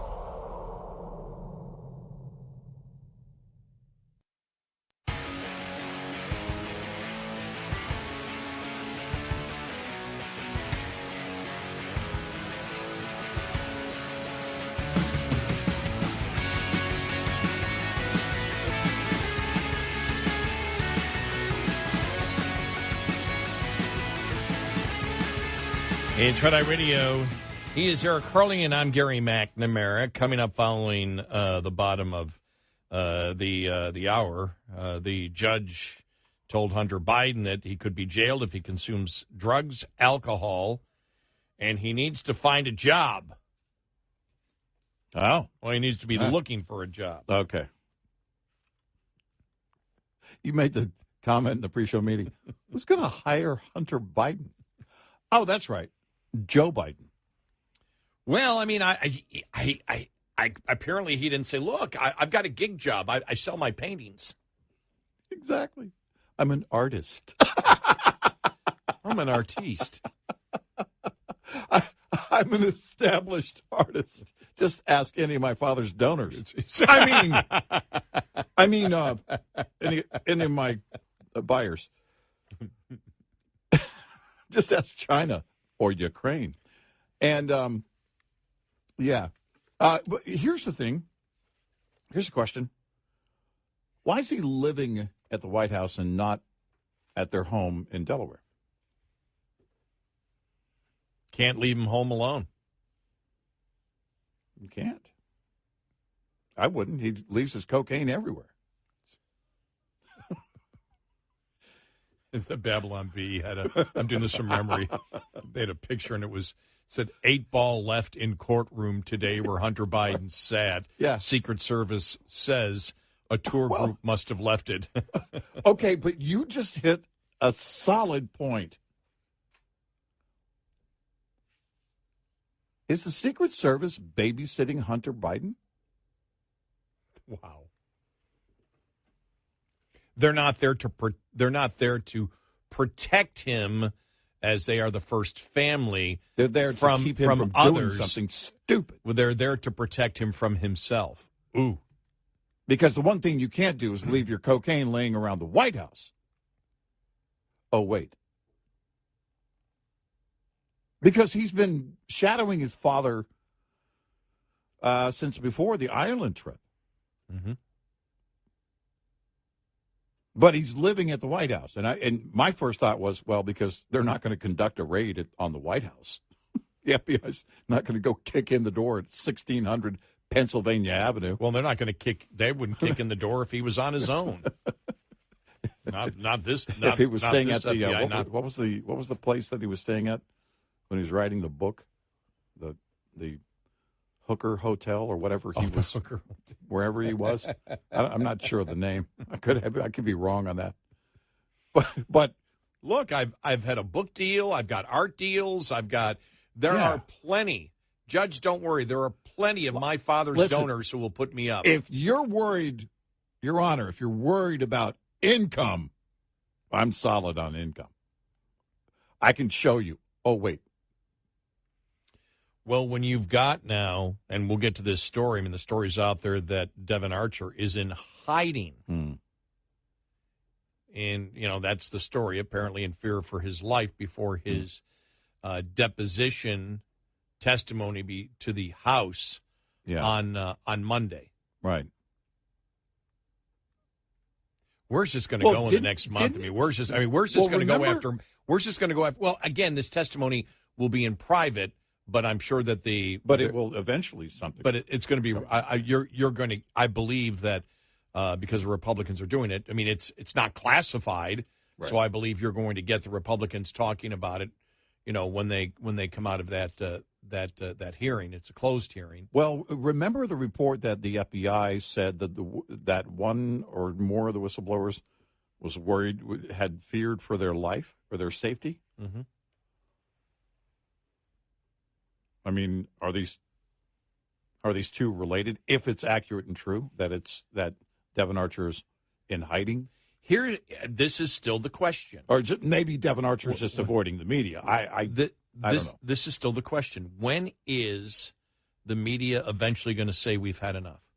You had brought it up that Karine Jean-Pierre, the lies are so obvious. Yeah. And, we're at the point now where she knows she lies. Mm-hmm. The press knows she lies. Mm-hmm. Anybody watching the press briefing knows she's lying. She knows that the press knows that she's lying. Yeah.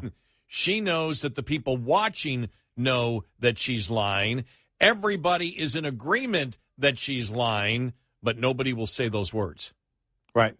And she does it consistently, and that's where if I'm a reporter, I'm not going to last long because I'm going to say, look, you keep claiming it's the same thing. That's false. That's a lie. You're saying very different things. You keep saying I've been consistent. You haven't been consistent. Here's what you said here. Here's what you said here. And here's what you said here.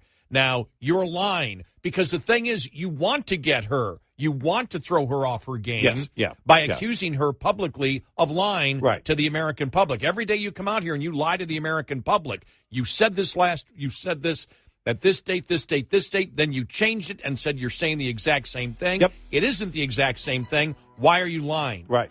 And don't call me rude because you're the mouthpiece for the top public servants of this nation. Yes. And you're lying to the American people. That goes beyond rude.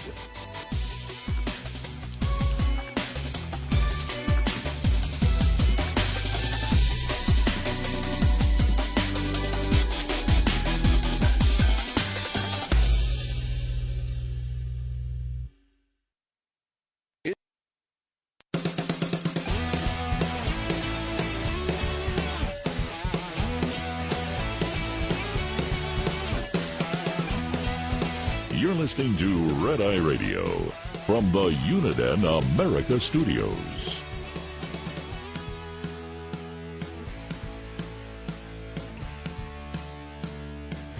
It's Red Eye Radio. He is Eric Harley, and I'm Gary McNamara. Good morning. We're halfway through the show, so I'm just taking a break. Why can't we take a break? Well, yesterday was it was just one of those rapid-fire days. Yeah, it was. Yeah. I don't know that I saw that coming. I guess I had just resigned to the idea that they were going to rubber stamp it, and that was going to be it. Well, and so did I. And we had said that the true target, who you're actually looking at, you want the big players in the big schemes, and even if Hunter had gotten, off and the immunity from everything, if that had happened, it wasn't going to stop the facts and the evidence, not circumstantial, but the evidence that the Republicans have acquired. Yeah. It wasn't going to stop that. I had every confidence they were going to move forward. And because the evidence exists and the public knows that the evidence exists, that it would look bad what they were doing to Hunter. It would look bad. Not, I'm not trying to get sympathy for Hunter there, but it would look bad, the sweetheart deal that they gave him, because the American public already believed it. The majority of the American public. Yeah. What I didn't expect was what happened yesterday and the transparency / clarity that came out of it that was obvious to anybody who was not a partisan, and so that means a significant number of independents who you're trying to convince of the stinking filthy rot inside of the Department of Justice and how that was laid out. That you look at this and you go, oh my, they were, why didn't they bring this up? Why didn't they agree on a deal? There's only one conclusion you can come to. We came to it. Andrew McCarthy came to it. And I believe that many Democrats know it in their heart because they know that the Department of Justice is not an adversary of the Bidens, but is trying to cover up anything they possibly can from them and in trying to bury anything. And that's what you saw yesterday with extreme I won't say transparency because that makes it sound like it was voluntary, from the Department of Justice. Mm-hmm. What you got was absolute clarity. Yeah. Is what you had. It was obvious the Department of Justice is full of stinking, filthy rot. Yeah. That's what it's about. Yeah. They don't care about justice. They care about politics. They don't give a damn about their oath to uphold the law. All they care about is protecting the political party that they believe in most. It is the most, when you think about everything that has gone on, from COVID, the censorship of COVID, everything from the laptop, what's going on in immigration, just across the board, everything that is going on right now, and how the federal law enforcement agencies, the Department of Justice, and the leadership of the FBI, how they are behaving here. It is the most reprehensible thing I've ever seen, probably since J. Edgar Hoover. Yeah, and but a lot of J. Edgar Hoover, you didn't know what was going on at the time. That's I was about to say. We know this is going on. They're almost promoting it proudly. Yes. Actually, if you go back to Peter Strzok, he was promoting it proudly. Remember in that hearing, putting on his angry face. Well, Comey wrote a book. A higher loyalty. Higher loyalty to my book publisher, to be clear, not the FBI. That was in small writing. I'm going up against Trump because I have a higher loyalty to our country. Give me a break. And what'd you find out? He was a con man. Yeah. He was exactly what we said, by the way, at that time. And then fast forward to what we have right now. The Attorney General, Merrick Garland, Mayorkis. Do you need anything more from Mayorkis? Christopher Wray, do you need anything more? They are just openly and proudly defiant and arrogant at every turn. And it's just stupid that we can all see it. And yet it still goes on. I'm not one of these populists that says throw all the bums out, but every one of these people needs to go. That was the thing. It was so blunt yesterday. That's what you got out of this. I mean, it was a defeat for the Department of Justice. It was embarrassing. Yeah. So embarrassing to the point that my biggest fear that came out of it was, in order to get out of this embarrassment, they may appoint a special counsel. And that's what I don't want. It's what, you and I talked about this. And, we said when, it was being promoted last week by one of the Democratic whistleblower that we need a special counsel. You and I got on the air and said, absolutely not. And we've said this for a significant period of time. And I was glad that Comer came out and said, no, we don't need it because Merrick Garland appoints it. The rot goes to special counsels now. And by the way, if they're going to announce that, they announce it today or tomorrow. Yeah, and then they can't. And they fold it because because what they'll say is, well, the cases against Hunter now are part of under the the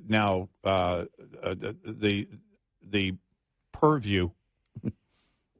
They are now in the purview of the special counsel, and we are not going to interfere because special counsel gets to just say, okay, give me that, give me that, give me that, and then boom, you put the brakes on everything for, I don't know, as long as you want. Well, I don't think the Republicans are going to stop because the normal thing is if a special counsel was appointed, then you're not as aggressive, as members of Congress because you give them deference. I don't see that happening in this case. All the rules or all the protocol and the niceties are gone now. Yeah, and I view that the Republicans would just go, nah, we've got enough now. We're still going to get. We have subpoena power. We can get what we want. Normally, there would be a courtesy that would be extended, but sorry, this Department of Justice, obviously, as we saw yesterday by what happened, and that comes from the Department of Justice, we don't trust. And Comer said it. We don't trust anything that comes from this Department of Justice, or including Merrick Garland, appointing a special counsel here. Yeah. There's so much rot on it. The only way you could look at it is they're trying to bury this thing for another 2 to 3 years easy. that it would take for a special counsel to issue a report. And the thing is that typically you would worry that, okay, well, the special counsel is going to bring everything in and then ironclad seal it and not cooperate with the GOP. Well, that's already happening right now. Yeah. They're not getting cooperation anyway. If it weren't for the whistleblowers, they wouldn't have the FD 1023. So they're not getting cooperation now. So it doesn't change a thing. If it goes to special counsel, it doesn't change a thing that the GOP is doing in the House. No, it doesn't. And they don't lose their subpoena power. No, they don't. So they should, and they could simply say, we've been doing this investigation now for almost for a year and a half, and we're going to continue. Yeah. Not a year and a half. For a year, well, actually about 9 months. Okay, we've been doing the investigation for 9 months. We're going to continue this. I don't know why. Sometimes time seems like it's flying by quickly, and sometimes it's slow. I just realized they were just elected last November.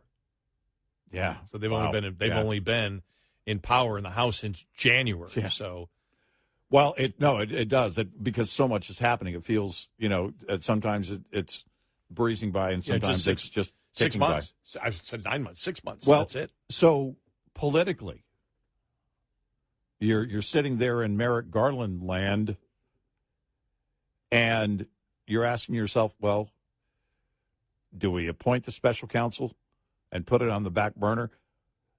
Because here's the thing. After yesterday, just like we said that rubber stamping that yesterday would have looked horrible, there isn't a win. If you send this to special counsel now, after all of this, it also looks like a cover-up. Politically, you don't get a win there. You only kick the can down the road legally.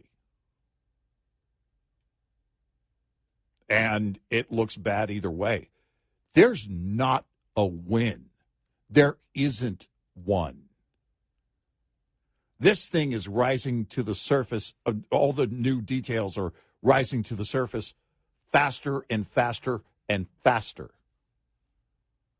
And there's really no way to make this look good. There is no, you can try and kick this can down the road legally, but politically, every move you make turns it to rot. And the thing is, too, the problem that they have now, as long as the Department of Justice says the investigation is going on, which is to the 1023, which is bribery, it legitimizes what the Republicans are doing. Yeah, exactly.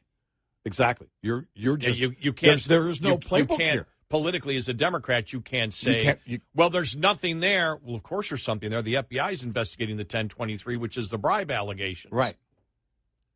And in the court, the judge specifically said, are you looking at the FARA law, the not being registered as a foreign agent, right, which Manafort got hit with and did jail time. Right.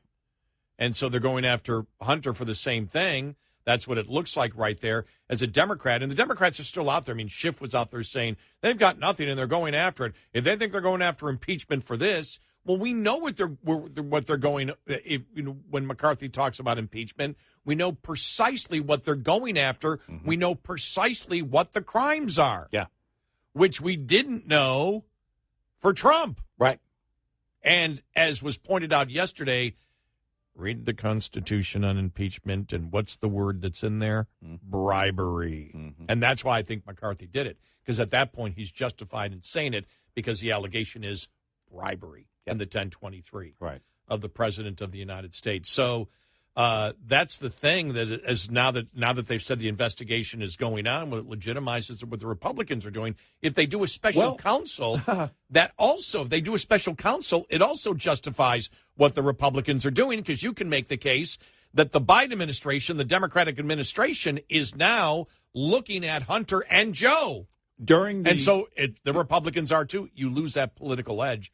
They don't have a political edge, but they lose the ability for anyone to believe what they're saying.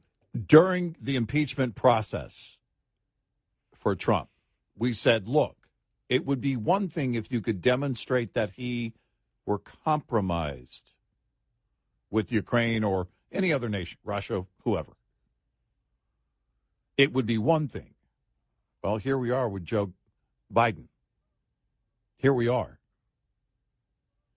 Bribery puts him right up there at the top in terms of possibly being compromised as a sitting president. And we used that extreme example during the Trump years and said, look, if you could, the whole idea is that if a president is compromised, that's why the word bribery comes up. Because you don't want a president that is taking money and doing favors for other nations as a result of that exchange. 866-90 Red Eye. Coming up, more with Gary McNamara and Eric Harley. It's Red Eye Radio.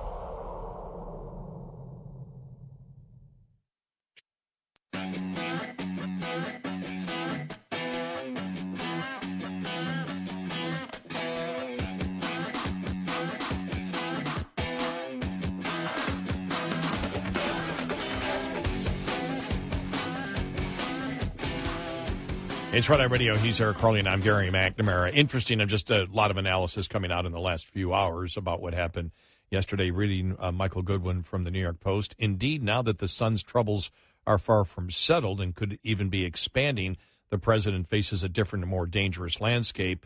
The surprising statement by prosecutors to the judge that the probe continues raised the potential for more revelations about Hunter's misconduct. By the way, it's not a surprising statement to me because that's what the Department of Justice had said already.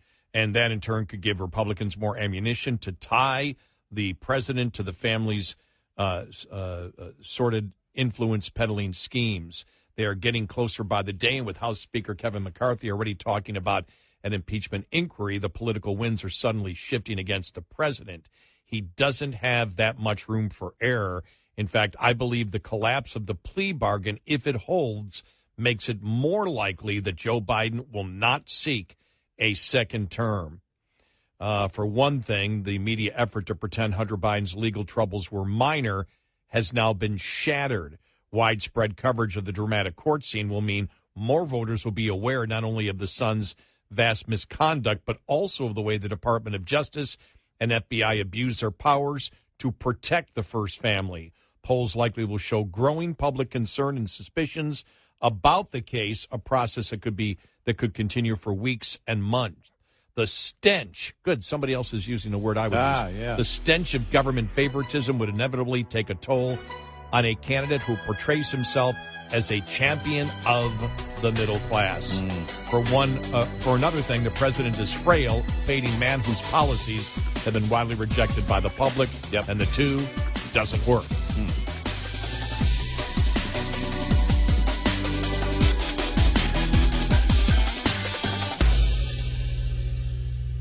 This is Red Eye Radio on Westwood One.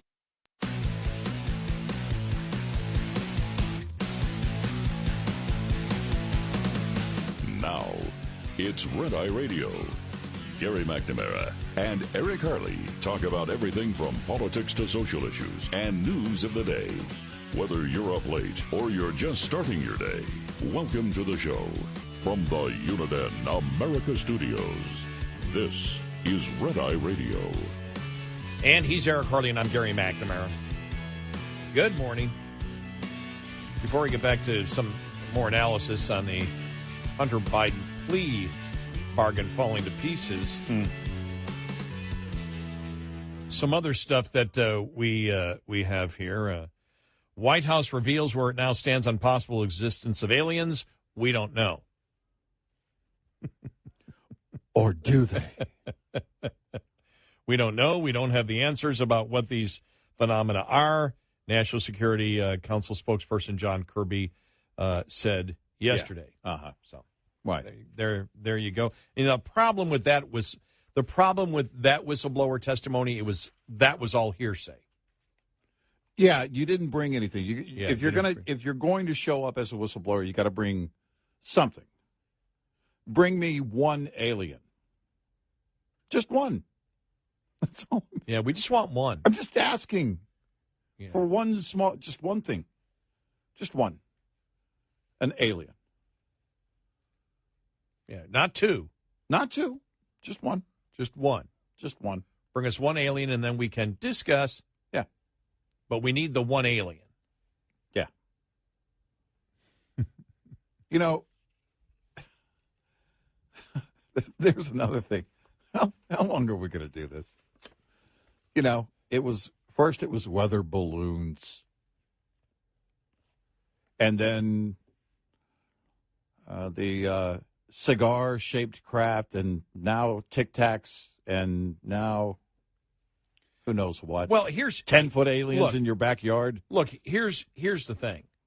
If you had a competent administration, they would have answered the question already. Look, they would have come out and said, we have, with this new whistleblower coming out, we've stated this before, except you need to not do it as Karine Jean-Pierre says when she says we stated it before. Yeah. And it's the same thing.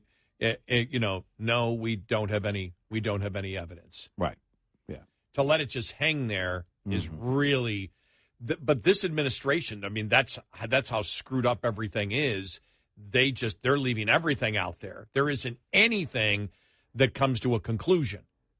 Everything always leads to further questions. There really is no damage control at all in this administration. Think about that. It should have been anything that you heard on Capitol Hill today was indeed hearsay, and they have wrong information. Right.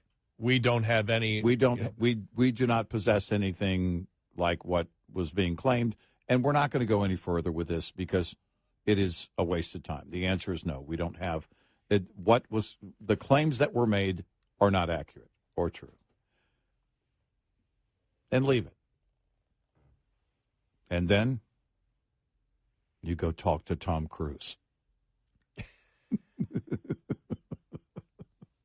I mean, is that aliens in those volcanoes? Yeah. What's up with the volcanoes, man? The volcanoes. Come on, man. And by the way, you end every sentence with man. And if you're going to do this, let's make it entertaining. But have we gotten to the point where it's no longer entertaining? Because now when we're talking about, like, if we see a shiny balloon, that's just Swalwell's girlfriend. That's not, they're just spying on us. It's not aliens anymore. Back in the day, in the 50s, in the 40s, in the 50s, that would have been an alien. And now it's, so, okay, we got to make it more interesting. What can we do? Okay, it's going to be shaped like a Tic Tac, and it's going to move really fast. It's going to go into the water, out of the water. It's like, okay, fine. But it's still got to be blurry. Oh, no, that's job number one. Make it blurry. The funny thing was yesterday when the testimony was on, I'm watching it, and then I'm just going through other channels to see what's on. I go through the different channels, and all of a sudden there's the Married with Children where the aliens invade Al's house. Yeah. Okay, have you seen the Simpsons Married with Children live action, because The Simpsons is animated, mashup done by AI? No.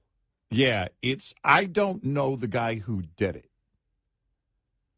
But essentially, the guy sitting on the couch, which would be Al / Homer, and you're looking at it going, okay, all right. And actually, I don't think they called him. I think they used the Simpsons names, if I recall correctly. There's a couple of different AI things floating around the internet right now with the Simpsons. But when they did it with and they're playing the theme song, Love and Marriage, to Married with Children. And it was pretty well done. AI did a good job. Of course, AI never does a bad job. I'm gonna have to find that one. Yeah, it's pretty funny. I'm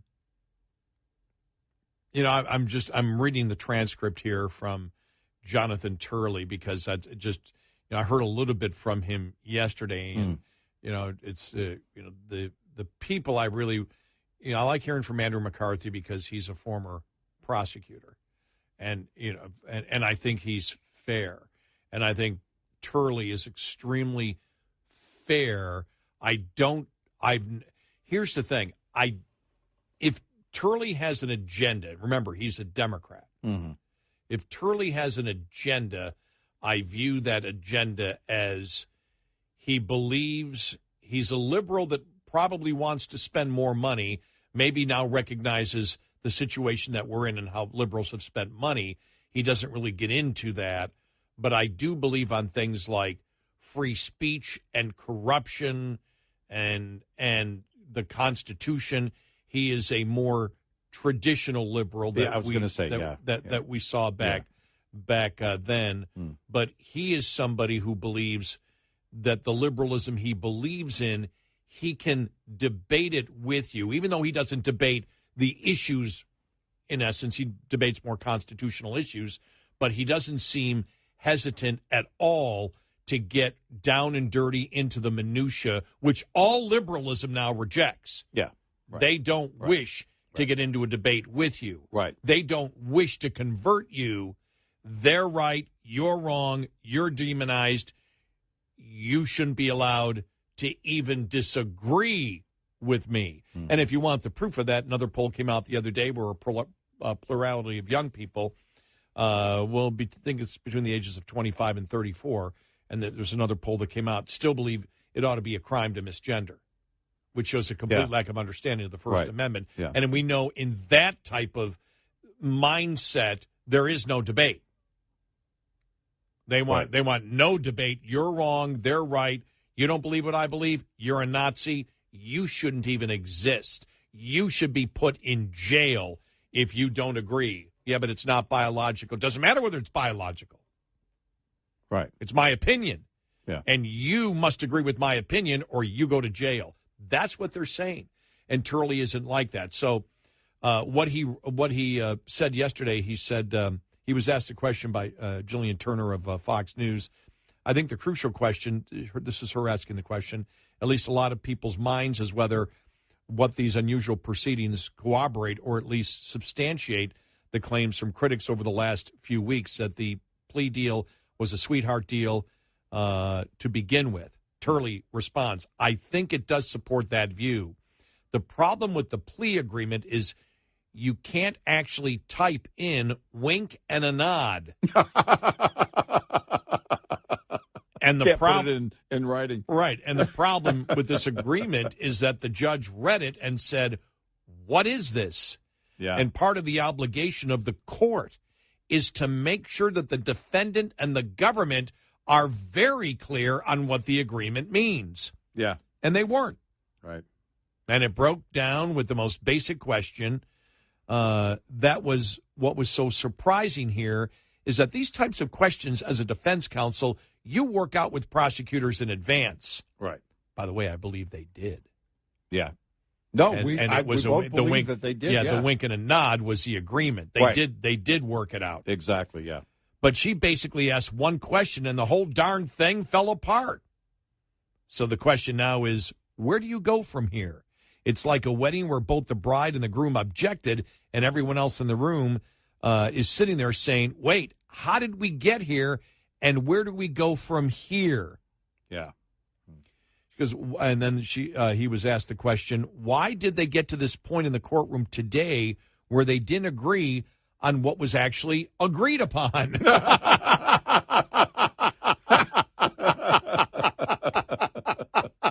No. That is such a brilliant and simple way to put it. Oh, my God. That is such a brilliant way. But what does that tell you about it?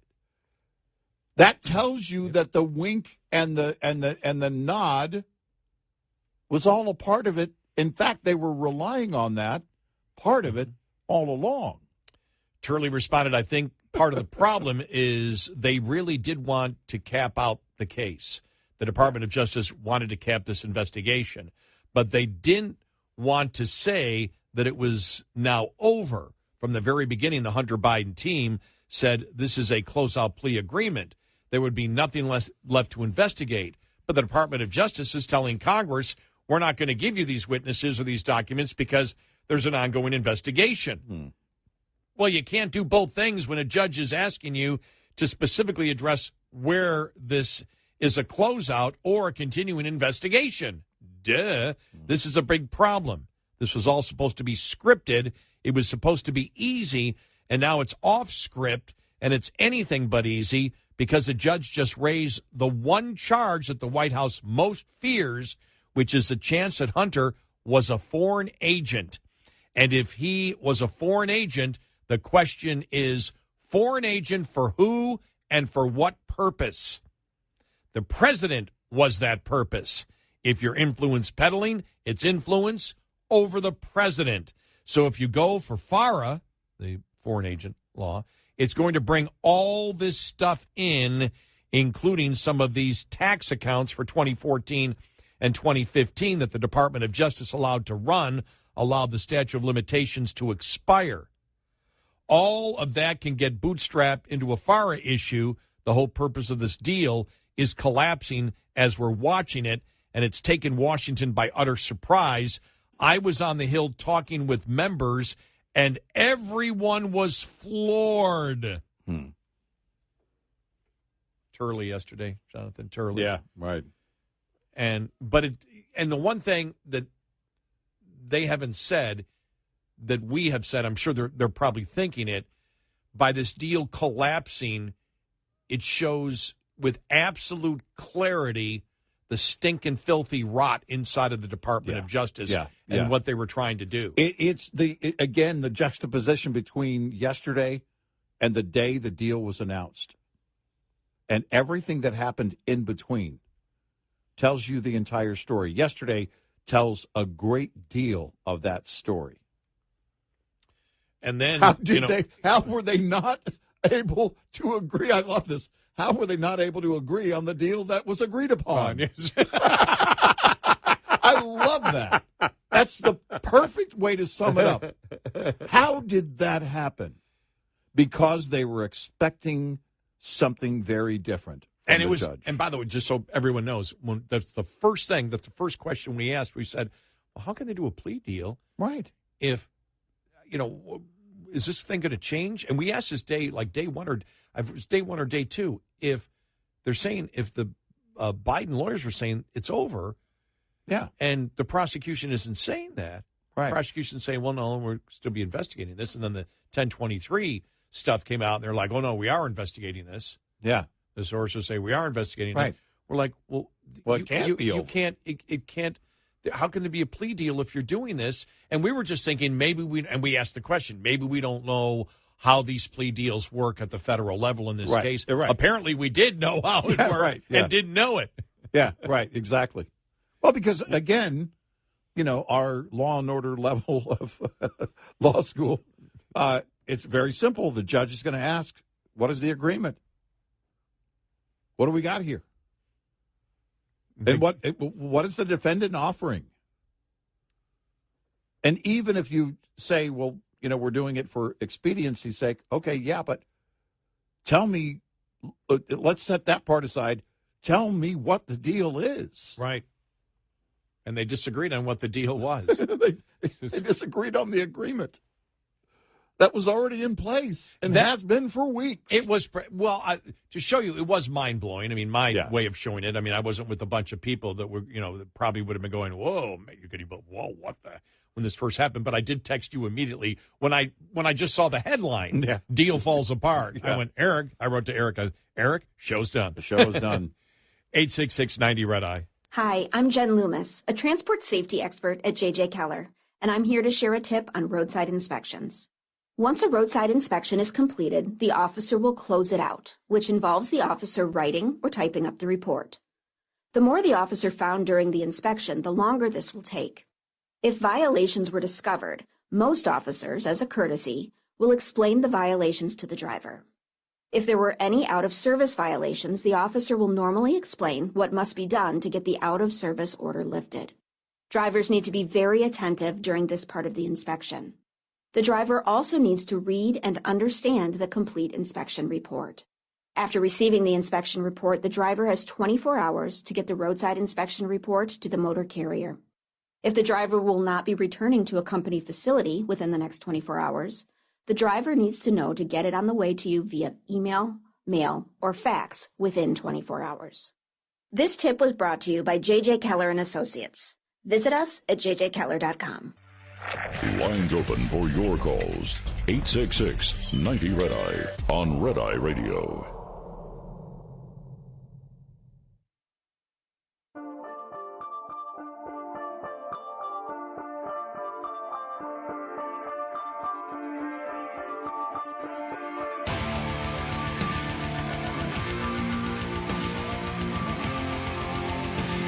It's Red Eye Radio. He is Eric Harley, and I'm Gary McNamara. The other thing is, it seems like Republicans every single day are coming out with something. Now, they didn't really have to yesterday. Yeah, right. Because they had the day off. Right. They had a vacation day, but you've got today, tomorrow, the weekend, and then Monday. Yeah. You've got Deven Archer, who was supposed to, the story's out that he's in hiding right now in fear of his life because he's going to testify against Hunter Biden and, in essence, Joe Biden on Monday. Yeah, that right. story's just out there, which then when that story came out yesterday, that is something that continues the narrative of, well, why would he be in fear of his life? What is he going to testify? And what the news is he's going to testify on is that Joe Biden actually talked over 24 times with the people that allegedly were paying off the Biden family. Right. And that's not going to be good. That was the talk yesterday. I'm sure it's going to be talk today. You're going to have, I believe, Republicans pounding over the next 2 days before we go into another mildly hot weekend. And then Monday, right out of it, the Deven Archer closed testimony. But I believe what happens when they come out of it is they will verify that, yes, this is what he said. Yeah. And then at that point, where do you go? Remember, Hunter Biden isn't supposed to be back in court for another month. Right. Like the end of August. Right. So there's another month for this just to continue and get bigger and bigger and bigger and bigger. Yeah, it's going to be extremely problematic because as it gets bigger, the judge learns more. As we learn more, the judge learns more. And you still have to ask the question about, what about the amicus brief? What about that issue the other day? Yeah. I mean, there are so many things right now on the table. It's insane. It really is insane.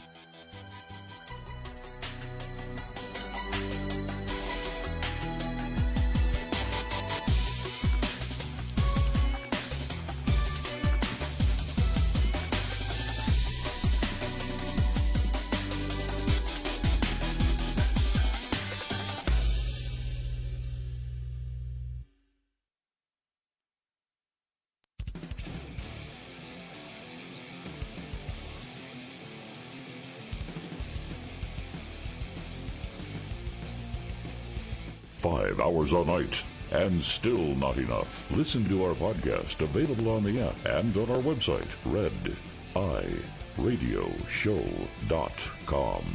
And he's Eric Harley, and I'm Gary McNamara. All right, is it me?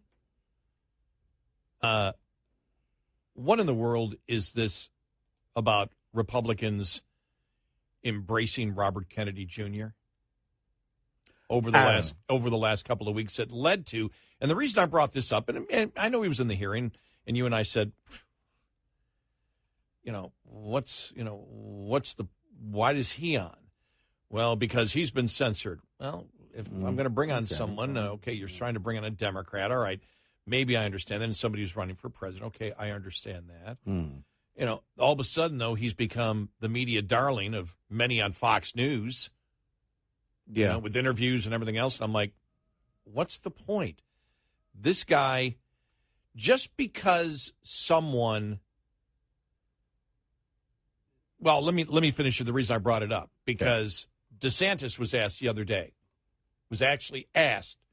would you consider Robert Kennedy Jr. as your vice presidential pick? And that was the point where I went, what the hell's going on? And DeSantis said, no, he's much too liberal, but I might consider him for the CDC or the FDA. Well, bye, DeSantis. You're gone. Yeah. You're useless to me if you're saying crap like that. Yeah, why would you put him anywhere? You know, and so I can see using him, okay, the one hearing, hey, we're just pointing out that a Democrat can be censored too. Well, no, that's, your first thought is, or my first thought is, all right, and you're showing, you kind of want to play on the strengths of Democrats who are officially challenging Biden. Yes. And of anyone, and remember, he walked in with some numbers that were, in terms of the polls, healthier than I thought he would ever achieve. Mm-hmm. So you kind of play on that. Other than that, I'm not interested. Yeah, I have no interest. Yeah. Sorry. He's a nutcase radical liberal. Yeah. Who, and see, people live in the bubble of today. Oh, I'm Stevens and Kennedy, whatever. And let's have this little love fest. Look, you can say, I disagree with everything that you believe, but you should not be censored.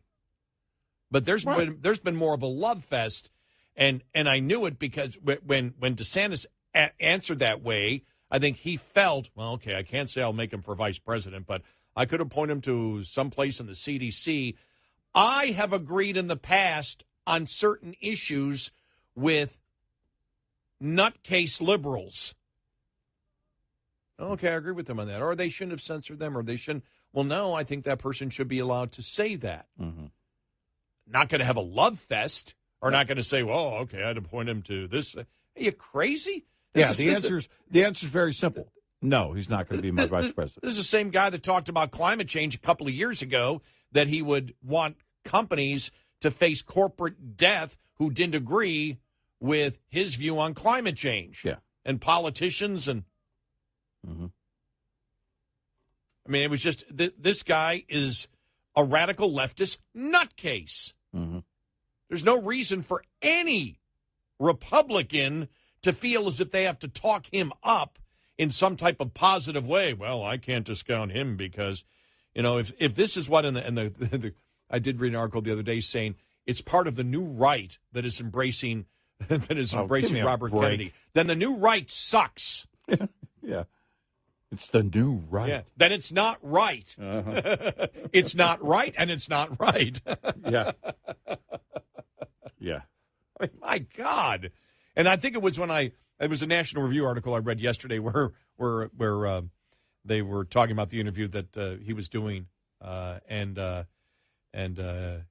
he's and he said, well, no, I wouldn't for vice president. No, he's much too liberal. But you never know for the CDC. What, are you out of your mind? Yeah.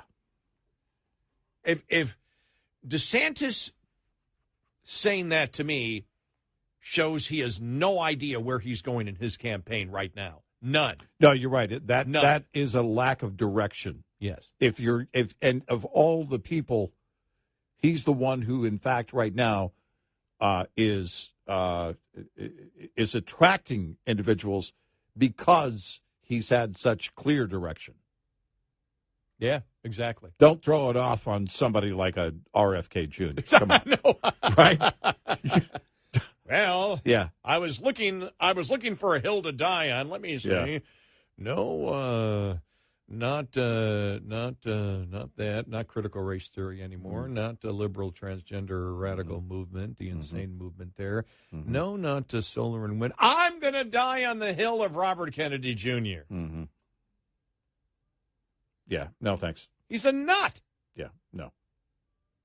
Jeez. Nope.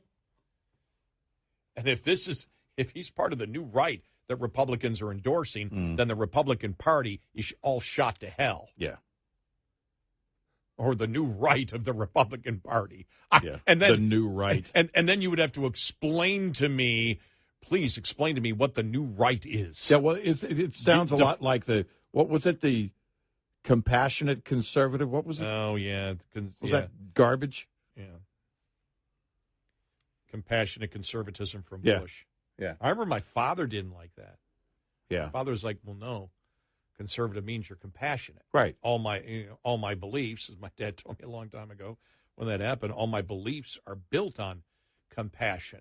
Right. He said, my view of capitalism is built on compassion. My my belief that the federal government should not be running things right is built on compassion for the individual. Look at all the years of, what's compassion now? We see what liberalism has defined as compassion. Yeah. Favoring the criminals, mm-hmm. favoring the criminal illegal immigrants, mm-hmm. destroying our grid. Compassion for the lawbreakers. By the way, I need to make sure, I got to go back in. I've got to reach in the garbage over there where I threw out some of the stories I had from yesterday. No. I got to make sure I save that, the story on the L.A. Times, talking about the second time they've talked about the fact that, and asked the question, is it time that we gave up electricity in order to save the world? Are you willing to, this is the type of insanity that we're dealing with. Yeah. From the left and people like, Robert Kennedy Jr. Mm-hmm. But that is just I want to keep that, because anytime where anybody says you guys are radical, I need to pull that on and go, here's what we're dealing with. Well, the answer would be yes, it is time to give up electricity to save the planet. And the first thing I'm going to do is cancel my digital subscription to the LA Times.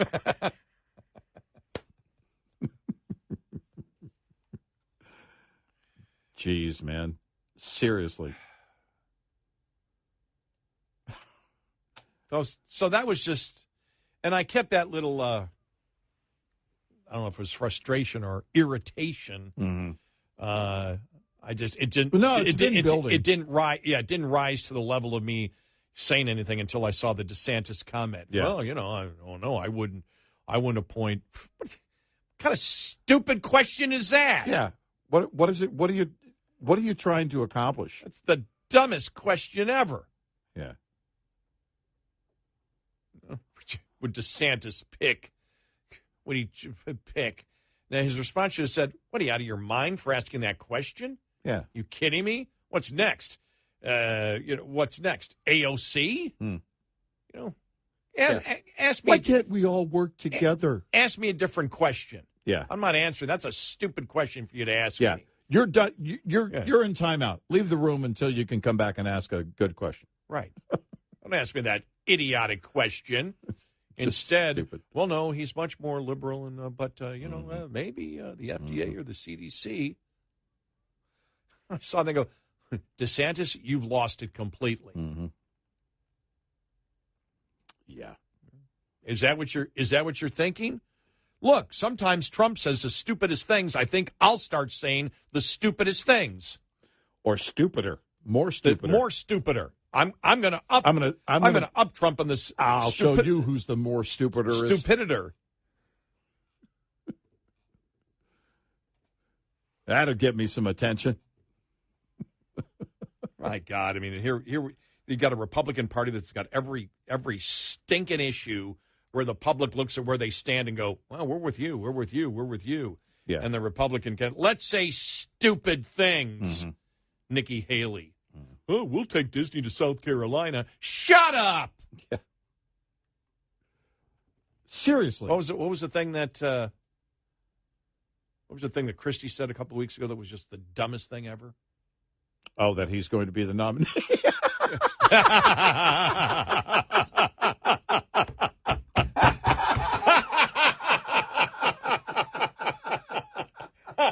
We're laughing because that wasn't the thing I was thinking of, but that was still funny. but technically, it is the stupidest thing that he's said lately.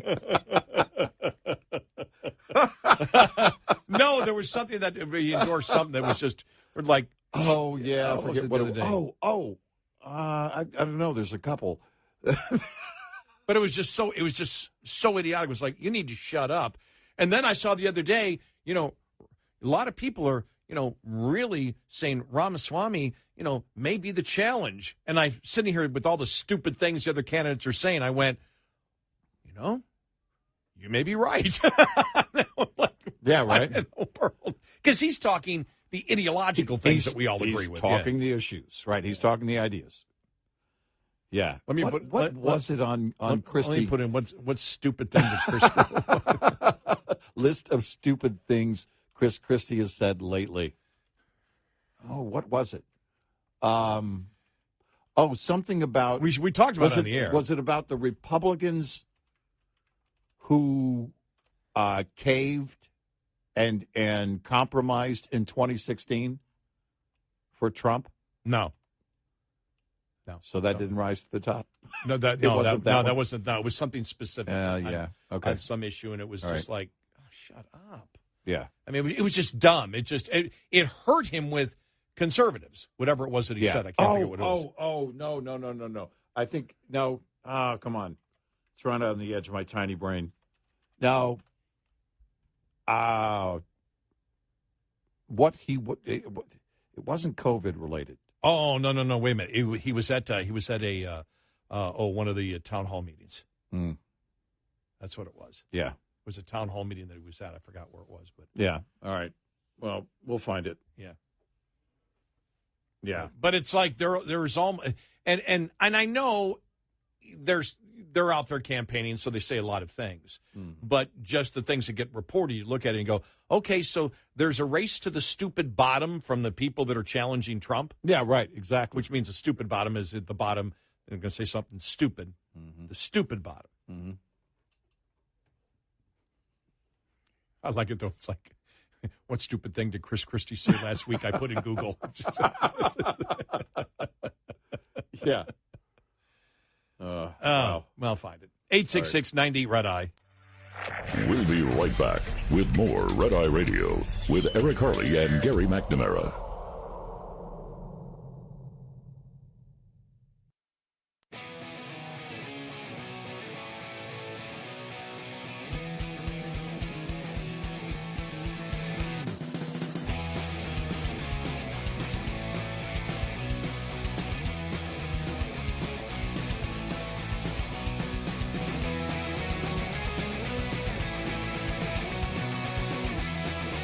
It's Red Eye Radio. He's Eric Harley, and I'm Gary McNamara. What did you have? What did you find from Chris Christie? Was it? And this is from Politico. He's Eric Harley. A few days ago, where he said, let me double check that. Yeah, from last week. Chris Christie says DeSantis has only himself to blame for Florida education controversy. I don't think that was it. I think it's a dumb statement. I don't think that's what we were thinking of. No, there was something else where it was just so obvious where we just said, what are you doing? It was just, it was stupid. Yeah. So, yeah, I just, again, though, I mean, this all started on the discussion of this, hopefully it's a very temporary embrace of Republicans. If it was just about putting them on, to say, look, it doesn't matter whether you're a Democrat or a Kennedy or whatever, the Democrats will weaponize the government against you, well, then that's fine. But, getting to the point where I saw it yesterday, where it got to the point where DeSantis is answering a question about whether Robert Kennedy Jr. should be his vice president. Yeah. And he said no, but maybe work for the CDC or the FDA. I'm like, all right, you need to shut up. Yeah. It's just at that point, getting just be ready. It's like, okay, Republicans, it's time to drop the love fest for Robert Kennedy Jr. Yeah. Let's move on. If you're focusing on how much of a challenge he might be to Joe Biden, that's one thing. Right. But that's the only value there. Well, I really don't think you need Robert Kennedy Jr. to go after Biden. Yeah, no, I think Hunter's got that done.